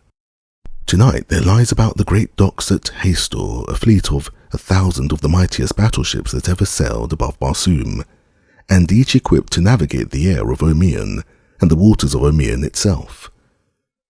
Upon each battleship there are 5 10-man cruisers, and 10 5-man scouts, and 100 1-man scouts. In all, 116 craft fitted with both air and water propellers. Together we rushed to the balcony in time to see a dozen members of my palace guard disappear in the shadows of some distant shrubbery, as in pursuit of one who fled. Directly beneath us, upon the Scarlet Sword, a handful of guardsmen were stooping above a still and prostrate form. While we watched, they lifted the figure in their arms, and at my command, bore it to the audience chamber, where we had been in council. When they stretched the body at our feet, we saw that it was that of a red man in the prime of life. His metal was plain, such as common soldiers wear, or those who wish to conceal their identity. "Another of Zataras' spies," said Hors Vastus. "So it would seem," I replied, and then to the guard, "You may remove the body." "Wait," said Zoda. "If you will, Prince, ask that a cloth and little though be brought." I nodded to one of the soldiers who left the chamber, returning presently with the things that Zoda had requested. The black kneeled beside the body and, dripping a corner of the cloth in the thotoil, rubbed for a moment on the dead face before him. Then he turned to me with a smile, pointing to his work. I looked and saw that where Zoda had applied the thotoil, the face was white as mine. And then Zoda seized the black hair of the corpse and with a sudden wrench tore it all away, revealing a hairless pate beneath. Guardsmen and nobles pressed close about the silent witness upon the marble floor. Many were their exclamations of astonishment and questioning wonder, as Zoda's acts confirmed the suspicion which he had held. "A Thurn," whispered Tartarchus. "Worse than that, I fear," replied Zoda, "but let us see." With that, he drew his dagger and cut open a lock pouch which had dangled from the Thurn's harness, and from it he brought forth a circlet of gold set with a large gem. It was the mate to which I had taken from Sator Throg. "He was a holy Thurn," said Zoda. "Fortunate indeed it is for us that he did not escape." The officer of the guard entered the chamber at this juncture. "My prince," he said, "I have to report that this fellow's companion escaped us. I think that it was with the connivance of one or more of the men at the gate. I have ordered them all under arrest." Zoda handed the thotoil and cloth. "With this you may discover the spy among you," he said. "I at once ordered a secret search within the city, for every Martian noble maintains a secret service of his own." A half-hour later, the officer of the guard came again to report. This time it was to confirm our worst fears. Half the guards at the gates that night had been Therns disguised as red men. "Come," I cried, "we must lose no time. On to Hastor at once. Should the Therns attempt to check us at the southern verge of the ice cap, it may result in the wrecking of all our plans and the total destruction of the expedition." 10 minutes later, we were speeding through the night toward Hastor, prepared to strike the first blow for the preservation of Dejah Thoris. Chapter 20. The Air Battle. 2 hours after leaving my palace at Helium, or about midnight, Cantus Can, Zoda, and I arrived at Hastor. Cartharis, Tartarchus, and Hors Vastus had gone directly to Thark upon another cruiser. The transports were to get underway immediately and move slowly south. The fleet of battleships would overtake them on the morning of the second day. At Hastor we found all in readiness, and so perfectly had Cantus Can planned every detail of the campaign that, within 10 minutes of our arrival, the first of the fleet had soared aloft from its dock, and thereafter, at the rate of 1 a second, the great ships floated gracefully out into the night to form a long, thin line which stretched for miles toward the south. It was not until after we had entered the cabin of Kantus Kan that I thought to ask the date, for up to now I was not positive how long I had lain in the pits of Zataris. When Kantus Kan told me, I realized with a pang of dismay that I had misreckoned the time while I lay in the utter darkness of my cell. 365 days had passed. It was too late to save Dejah Thoris. The expedition was no longer one of rescue but of revenge. I did not remind Kantus Kan of the terrible fact that ere we could hope to enter the Temple of Issus, the Princess of Helium would be no more. Insofar as I knew, she might already be dead, for I did not know the exact date on which she first viewed Issus. What now the value of burdening my friends with my added personal sorrows? They had shared quite enough of them with me in the past. Hereafter I would keep my grief to myself, and so I said nothing to any other of the fact that we were too late.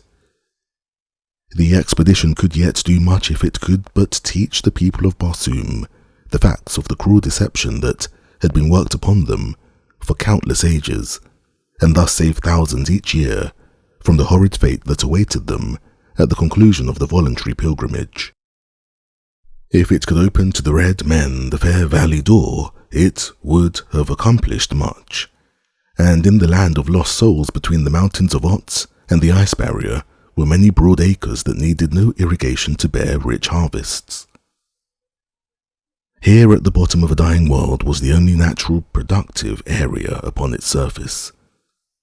Here alone were dews and rains, here alone was an open sea, here was water in plenty, and all this was but the stamping ground of fierce brutes, and from its beauteous and fertile expanse, the wicked remnants of two once mighty races barred all the other millions of Barsoom.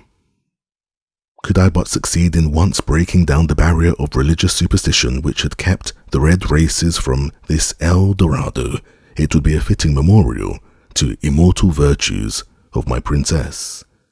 I could have again served Barsoom and Dejah Thoris. Her martyrdom would not have been in vain.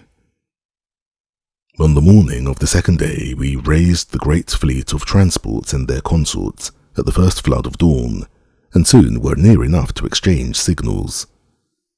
I may mention here that radio aerograms are seldom, if ever, used in wartime, or for the transmission of secret dispatches at any time, for as often as one nation discovers a new cipher or invents a new instrument for wireless purposes, its neighbors bend every effort until they are able to intercept and translate its messages.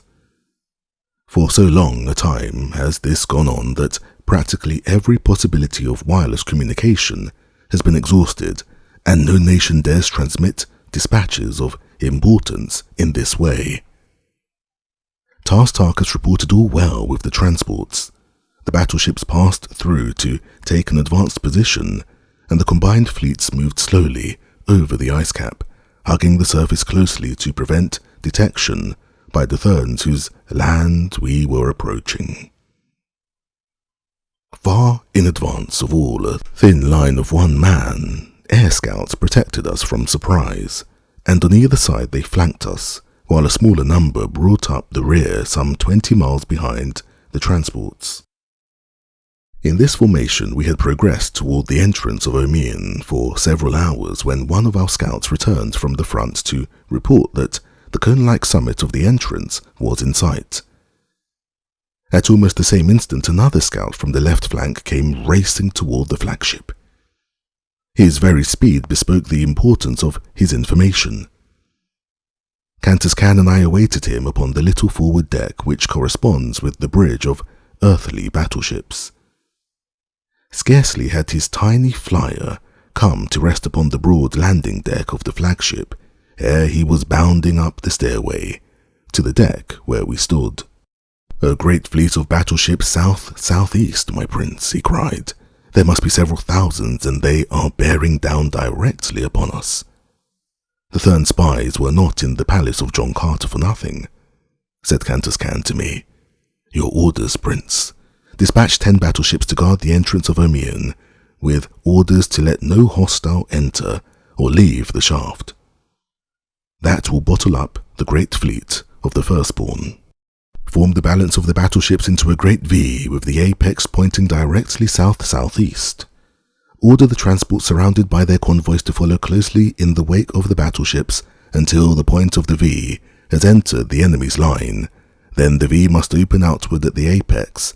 The battleships of each leg engage the enemy fiercely and drive him back to form a lane through his line, into which the transports of their convoys must race at top speed, that they may gain a position above the temples and gardens of the Thurns. Kantus Kan saluted and turned to deliver my instructions to his waiting aides. In an incredibly short space of time, the formation of the battleships changed in accordance with my commands. The 10 that were to guard the way to Omian were speeding toward their destination, and the troop ships and convoys were closing up in preparation for the spurt through the lane. The order of full speed ahead was given. The fleet sprang through the air like coursing greyhounds, and in another moment the ships of the enemy were in full view. They formed a ragged line as far as the eye could reach in either direction, and about 3 ships deep. So sudden was our onslaught that they had no time to prepare for it. It was as unexpected as lightning from a clear sky. Every phase of my plan worked splendidly. Our huge ships mowed their way entirely through the line of Thurn battlecraft. Then the V opened up and a broad lane appeared through which the transports leaped toward the temples of the Thurns, which could now be plainly seen, glistening in the sunlight. By the time the Thurns had rallied from the attack, 100,000 green warriors were already pouring through their courts and gardens, while 150,000 others leaned from low swinging transports to direct their almost uncanny marksmanship upon the Thurn soldiery that manned the ramparts or attempted to defend the temples. Now the 2 great fleets closed in a titanic struggle far above the fiendish din of battle in the gorgeous gardens of the Thurns. Slowly, the 2 lines of Helium's battleships joined their ends, and then commenced the circling within the line of the enemy, which is so marked a characteristic of Barsoomian naval warfare. Around and around in each other's tracks moved the ships under Kantus Kan, until at length they formed a nearly perfect circle. By this time they were moving at high speed so that they were presented a difficult target for the enemy. Broadside after broadside they delivered as each vessel came in line with the ships of the Thurns. The latter attempted to rush in and break up the formation, but it was like stopping a buzzsaw with the bare hand. From my position on the deck beside Kantus Kan, I saw ship after ship of the enemy take the awful, sickening dive which proclaims its total destruction. Slowly we maneuvered our circle of death until we hung above the gardens where our green warriors were engaged. The order was passed down for them to embark. Then they rose slowly to a position within the center of the circle. As I watched the oncoming 10, I saw their pursuers race swiftly into sight. It was another great fleet. For a moment I could not believe my eyes, but finally I was forced to admit that the most fatal calamity had overtaken the expedition, for the fleet I saw was none other than the fleet of the Firstborn that should have been safely bottled up in Omian. What a series of misfortunes and disasters! What awful fate hovered over me that I should have been so terribly thwarted at every angle of my search for my lost love. Could it be possible that the curse of Issus was upon me? That there was indeed some malign divinity in that hideous carcass? I would not believe it, and, throwing back my shoulders, I ran to the deck below to join my men in repelling boarders from one of the Thurn craft that had grappled us broadside. In the wild lust of hand-to-hand combat, my old dauntless hopefulness returned. And as thorn after thorn went down beneath my blade, I could almost feel that we should win success in the end, even from apparent failure. With great caution we approached the shaft, under cover of darkness. At a distance of several miles I caused the fleet to be halted, and from there Thoris went ahead alone upon a one-man flyer to reconnoitre. In perhaps half an hour he returned to report that there was no sign of patrol, boat, or of the enemy in any form, and so we moved swiftly and noiselessly forward once more toward Omian. At the mouth of the shaft we stopped again for a moment for all the vessels to reach their previously appointed stations. Then with the flagship I dropped quickly into the black depths, while, one by one, the other vessels followed me in quick succession. We had decided to stake all on the chance that we would be able to reach the temple by the subterranean way, and so we left no guard of vessels at the shaft's mouth, nor would it have profited us any to have done so, for we did not have sufficient force, all told, to have withstood the vast navy of the Firstborn had they returned to engage us. For the safety of our entrance upon Omian, we depended largely upon the very boldness of it, believing that it would be some little time before the Firstborn on guard there would realize that it was an enemy and not their own returning fleet that was entering the vault of the buried sea. And such proved to be the case. In fact, 400 of my fleet of 500 rested safely upon the bosom of Omian before the first shot was fired. The battle was short and hot, but there could have been but one outcome, for the Firstborn, in the carelessness of fancied security, had left but a handful of ancient and obsolete hulks to guard their mighty harbour. It was at Thoris's suggestion that we landed our prisoners under guard upon a couple of the larger islands, and then towed the ships of the Firstborn to the shaft, where we managed to wedge a number of them securely in the interior of the great well. Then we turned on the buoyance rays in the balance of them and let them rise by themselves to further block the passage of Omian as they came into contact with the vessels already lodged there. We now felt that it would be some time at least before the returning Firstborn could reach the surface of Omian, and that we would have ample opportunity to make the subterranean passages which lead to Issus. One of the first steps I took was to hasten personally with a good-sized force to the island of the submarine, which I took without resistance on the part of the small guard there. I found the submarine in its pool, and at once placed a strong guard upon it, and the island where I remained to wait the coming of Thoris and the others. Among the prisoners was Yersted, commander of the submarine. He recognized me from the 3 trips that I had taken with him during my captivity among the Firstborn. "How does it seem," I asked him, "to have the tables turned, to be prisoner of your erstwhile captive?" He smiled, a very grim smile pregnant with hidden meaning. "It will not be long, John Carter," he replied. "We have been expecting you, and we are prepared." "So it would appear," I answered, "for you were already to become my prisoners with scarce a blow struck on either side." "The fleet must have missed you," he said, "but it will return to Omian, and then that will be a very different matter for John Carter." "I do not know that the fleet had missed me as yet," I said, but of course he did not grasp my meaning, and only looked puzzled. "Many prisoners travelled to Issus in your grim craft, Yersted?" I asked. "Very many," he assented. "Might you remember one whom men called Dejah Thoris?"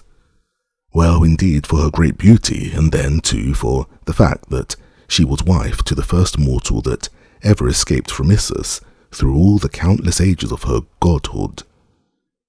And the way that Issus remembers her best as the wife of one and the mother of another, who raised their hands against the goddess of eternal life." I shuddered for fear of the cowardly revenge that I knew Issus might have taken upon the innocent Dejah Thoris for the sacrilege of her son and her husband. "And where is Dejah Thoris now?" I asked, knowing that he would say the words I most dreaded, but yet I loved her so that I could not refrain from hearing even the worst about her fate, so that it fell from the lips of one who had seen her but recently. It was to me as though it brought her closer to me. "Yesterday the monthly rites of Issus were held," replied Yersted, "and I saw her, then, sitting in her accustomed place, at the foot of Issus." "What?" I cried. "Is she not dead then?" "No," replied the black. "It has been no year since she gazed upon the divine glory of the radiant face of—" "No year?" I interrupted. "Why no," insisted Yersted. "It cannot have been upward of 370 or 80 days. A great light burst upon me. How stupid I had been. I could scarcely retain an outward exhibition of my great joy. Why had I forgotten the great difference in the length of Martian and earthly years? The 10 earth years I had spent upon Barsoom had encompassed but 5 years, and 96 days of Martian time, whose days are 41 minutes longer than ours, and whose years number 687 days. I'm in time. I'm in time. The words surged through my brain again and again, until at last I must have voiced them audibly, for Yersted shook his head. "In time to save your princess?" he asked. And then, without waiting for my reply, "No, John Carter. Issus will not give up her own. She knows that you are coming, and ere ever a vandal foot is set within the precincts of the temple of Issus. If such a calamity should befall, Dejah Thoris will be put away forever from the last faint of hope of rescue." "You mean that she will be killed merely to thwart me?" I asked. "Not that. Other than a last resort," he replied. "Hast ever heard of the Temple of the Sun? It is there that they will put her.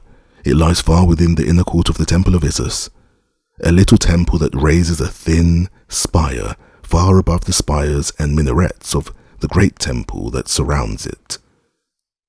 Beneath it, in the ground, there lies the main body of the temple, consisting in 687 circular chambers, one below another. To each chamber a single corridor leads through solid rock from the pits of Issus.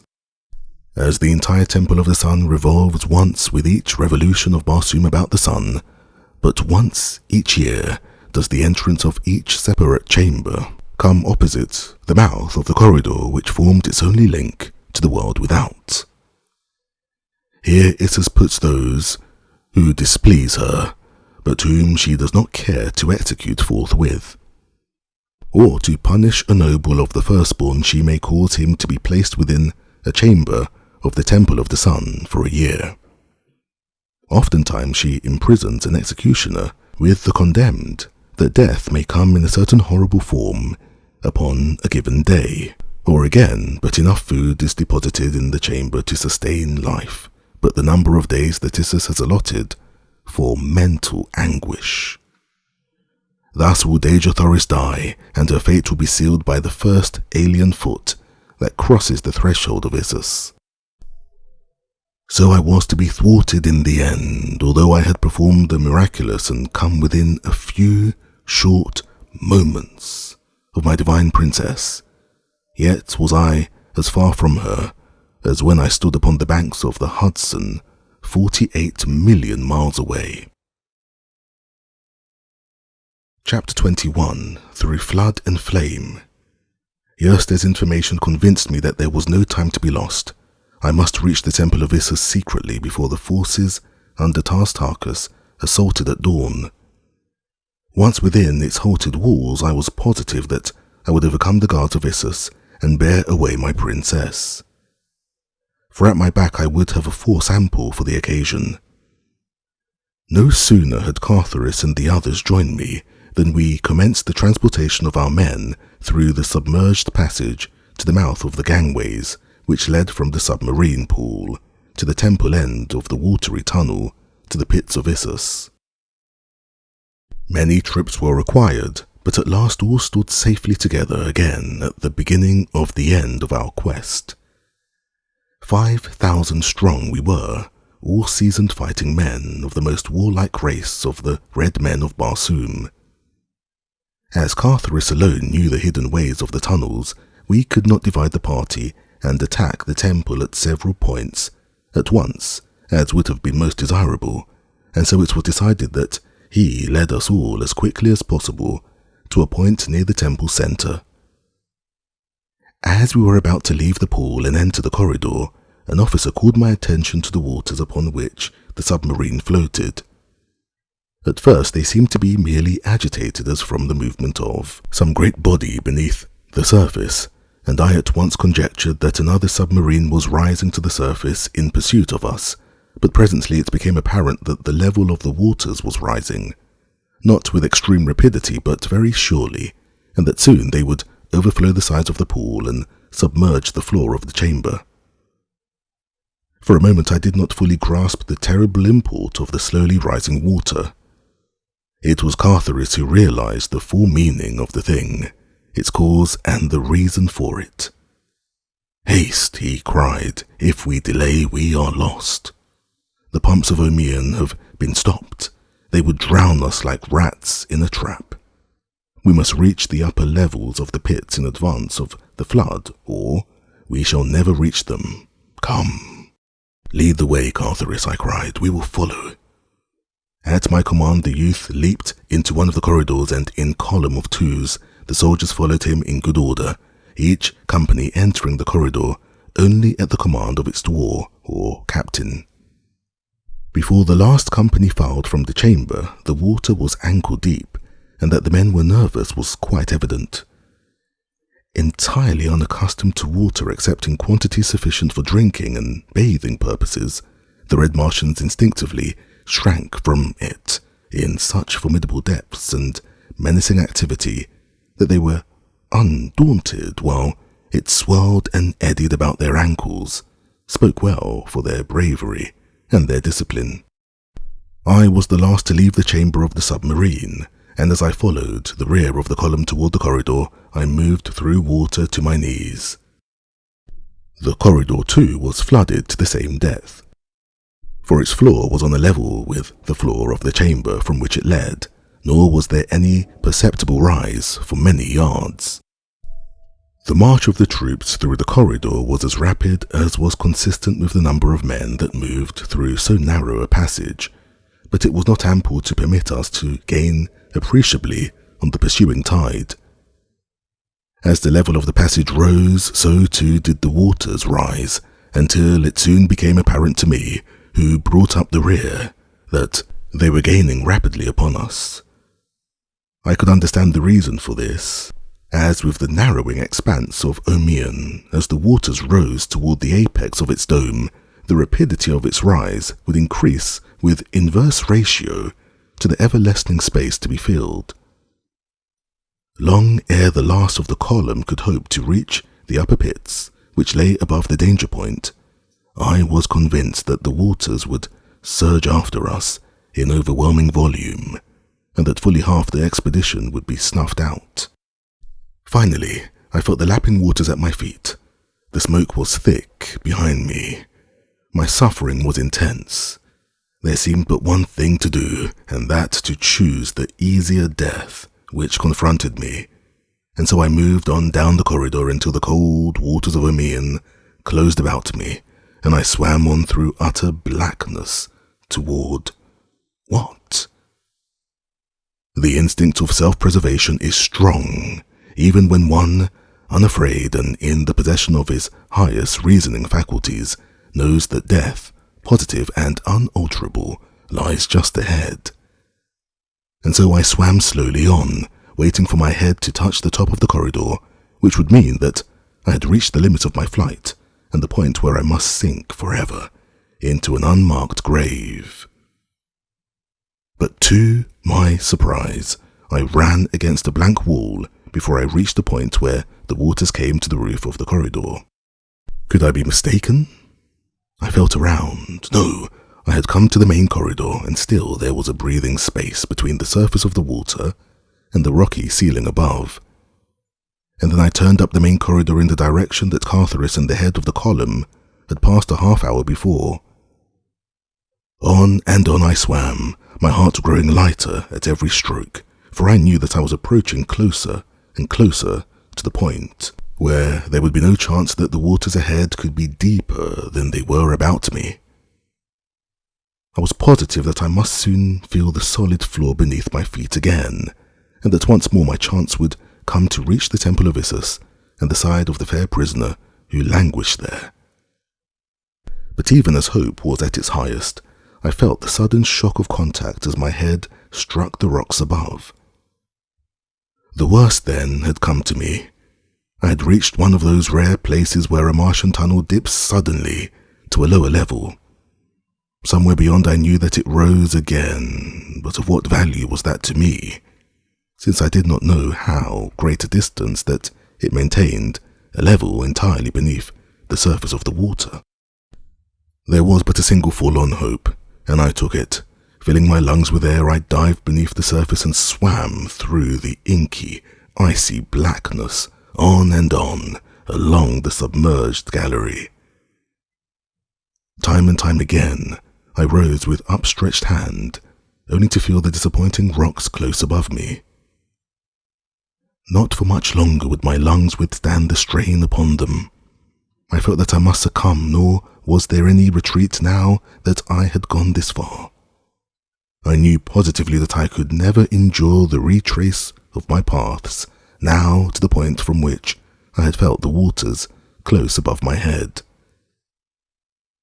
Death stared me in the face, nor ever can I recall a time that I so distinctly felt the icy breath from the dead lips upon my brow.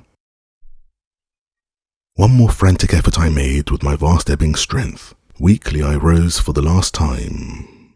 My tortured lungs gasped for the breath that would fill them with a strange and numbing element, but instead I felt the reviving breath of life-giving air surge through my starving nostrils into my dying lungs.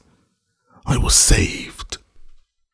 A few more strokes brought me to a point where my feet touched the floor, and soon thereafter I was above the water level entirely, and racing like mad along the corridor searching for the first doorway that would lead me to Isis. If I could not have Dejah Thoris again, I was at least determined to avenge her death. Nor would any life satisfy me other than that of the fiend incarnate, who was the cause of such immeasurable suffering upon Barsoom. Sooner than I had expected, I came to what appeared to me to be a sudden exit into the temple above. It was at the right side of the corridor which ran on, probably, to other entrances to the pile above. To me, one point was as good as another. What knew I where any of them led? And so without waiting to be again discovered and thwarted, I ran quickly up the short steep incline and pushed open the doorway at its end. The portal swung slowly in, and before it could be slammed against me, I sprang into the chamber beyond. Although not yet dawn, the room was brilliantly lighted. Its sole occupant lay prone upon a low couch at the further side, apparently in sleep.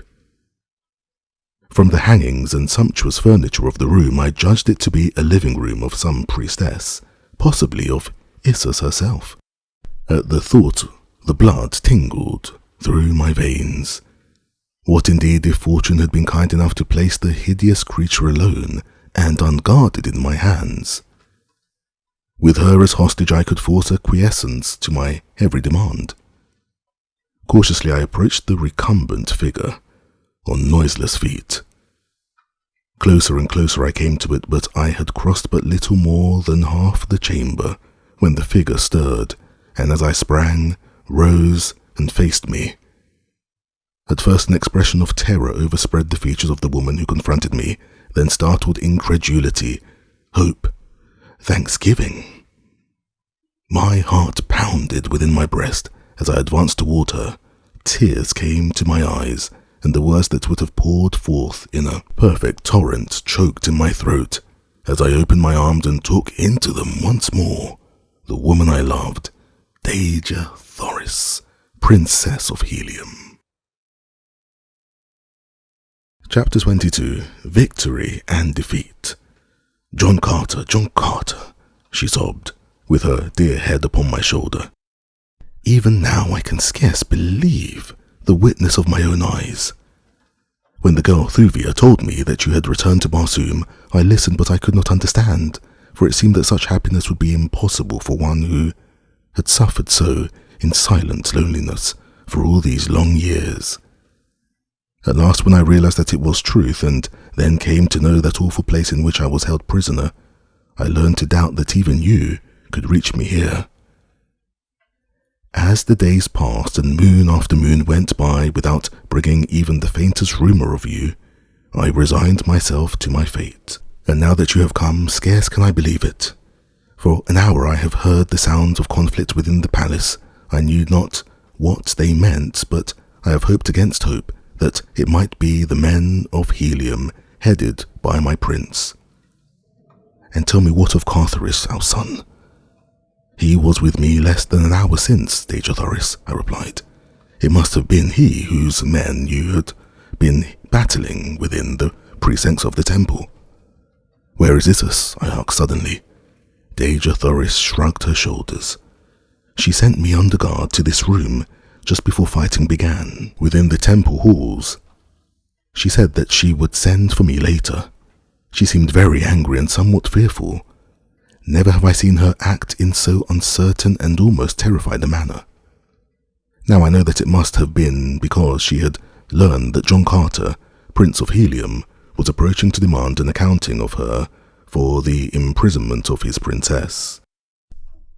The sounds of conflict, the clash of arms, the shouting and the hurrying of many feet came to us from various parts of the temple. I knew that I was needed there, but I dared not leave Dejah Thoris, nor dared I take her with me into the turmoil and danger of battle. At last I bethought me of the pits from which I had just emerged. Why not secrete her there until I could return and fetch her away in safety and forever from this awful place? I explained my plan to her. For a moment she clung more closely to me. I led her to the door through which I had entered the chamber from below.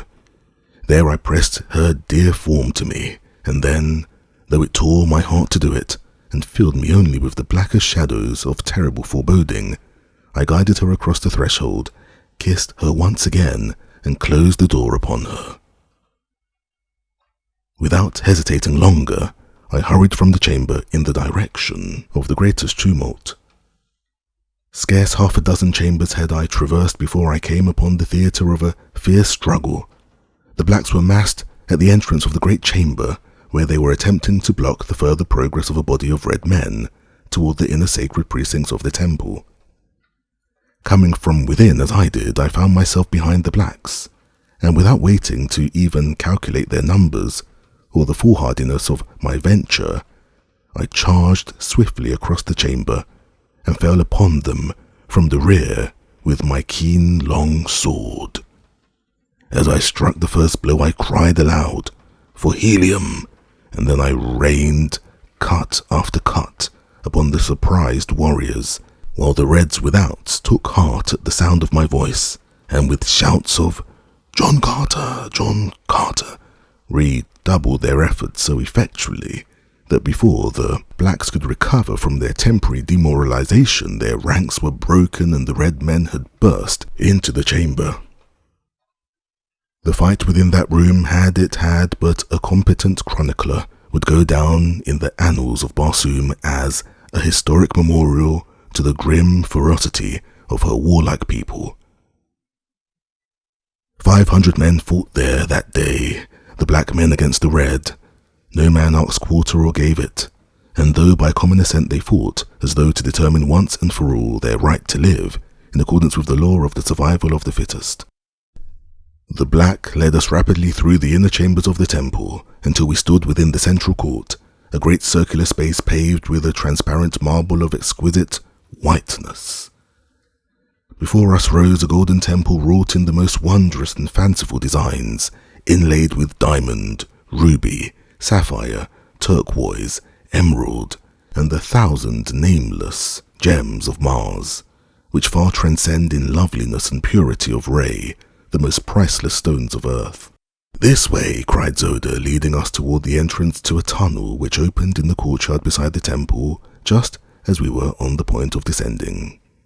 And we heard a deep-toned roar burst from the Temple of Issus, which we had but just quitted, and then a red man, Jor Cantus, Padua of the 5th Utan, broke from a nearby gate, crying to us to return. "The blacks have fired the temple," he cried. "In 1,000 places it is burning now. Haste to the outer gardens, or you are lost." As he spoke, we saw smoke pouring from a dozen windows looking out upon the courtyard of the Temple of the Sun, and far above the highest minaret of Issus hung an ever-growing pall of smoke. Go back, I cried to those who had accompanied me. "The way, Zoda, point the way and leave me. I shall reach my princess yet." "Follow me, John Carter," replied Zoda, and without waiting for my reply, he dashed down into the tunnel at our feet. At his heels I ran down through a half-dozen tiers of galleries, until at last he led me along a level floor, at the end of which I discerned a lighted chamber. "Go," I urged them. "Let me die here beside my princess.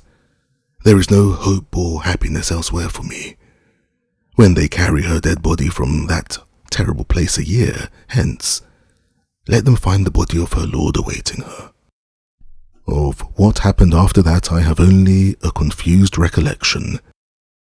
It seems as though I struggled with many men, and then that I was picked bodily from the ground and borne away. I do not know.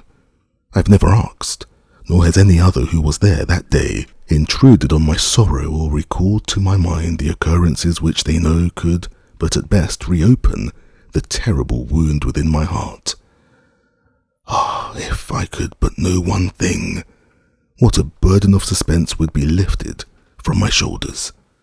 But whether the assassin's dagger reached one fair bosom or another, only time would divulge.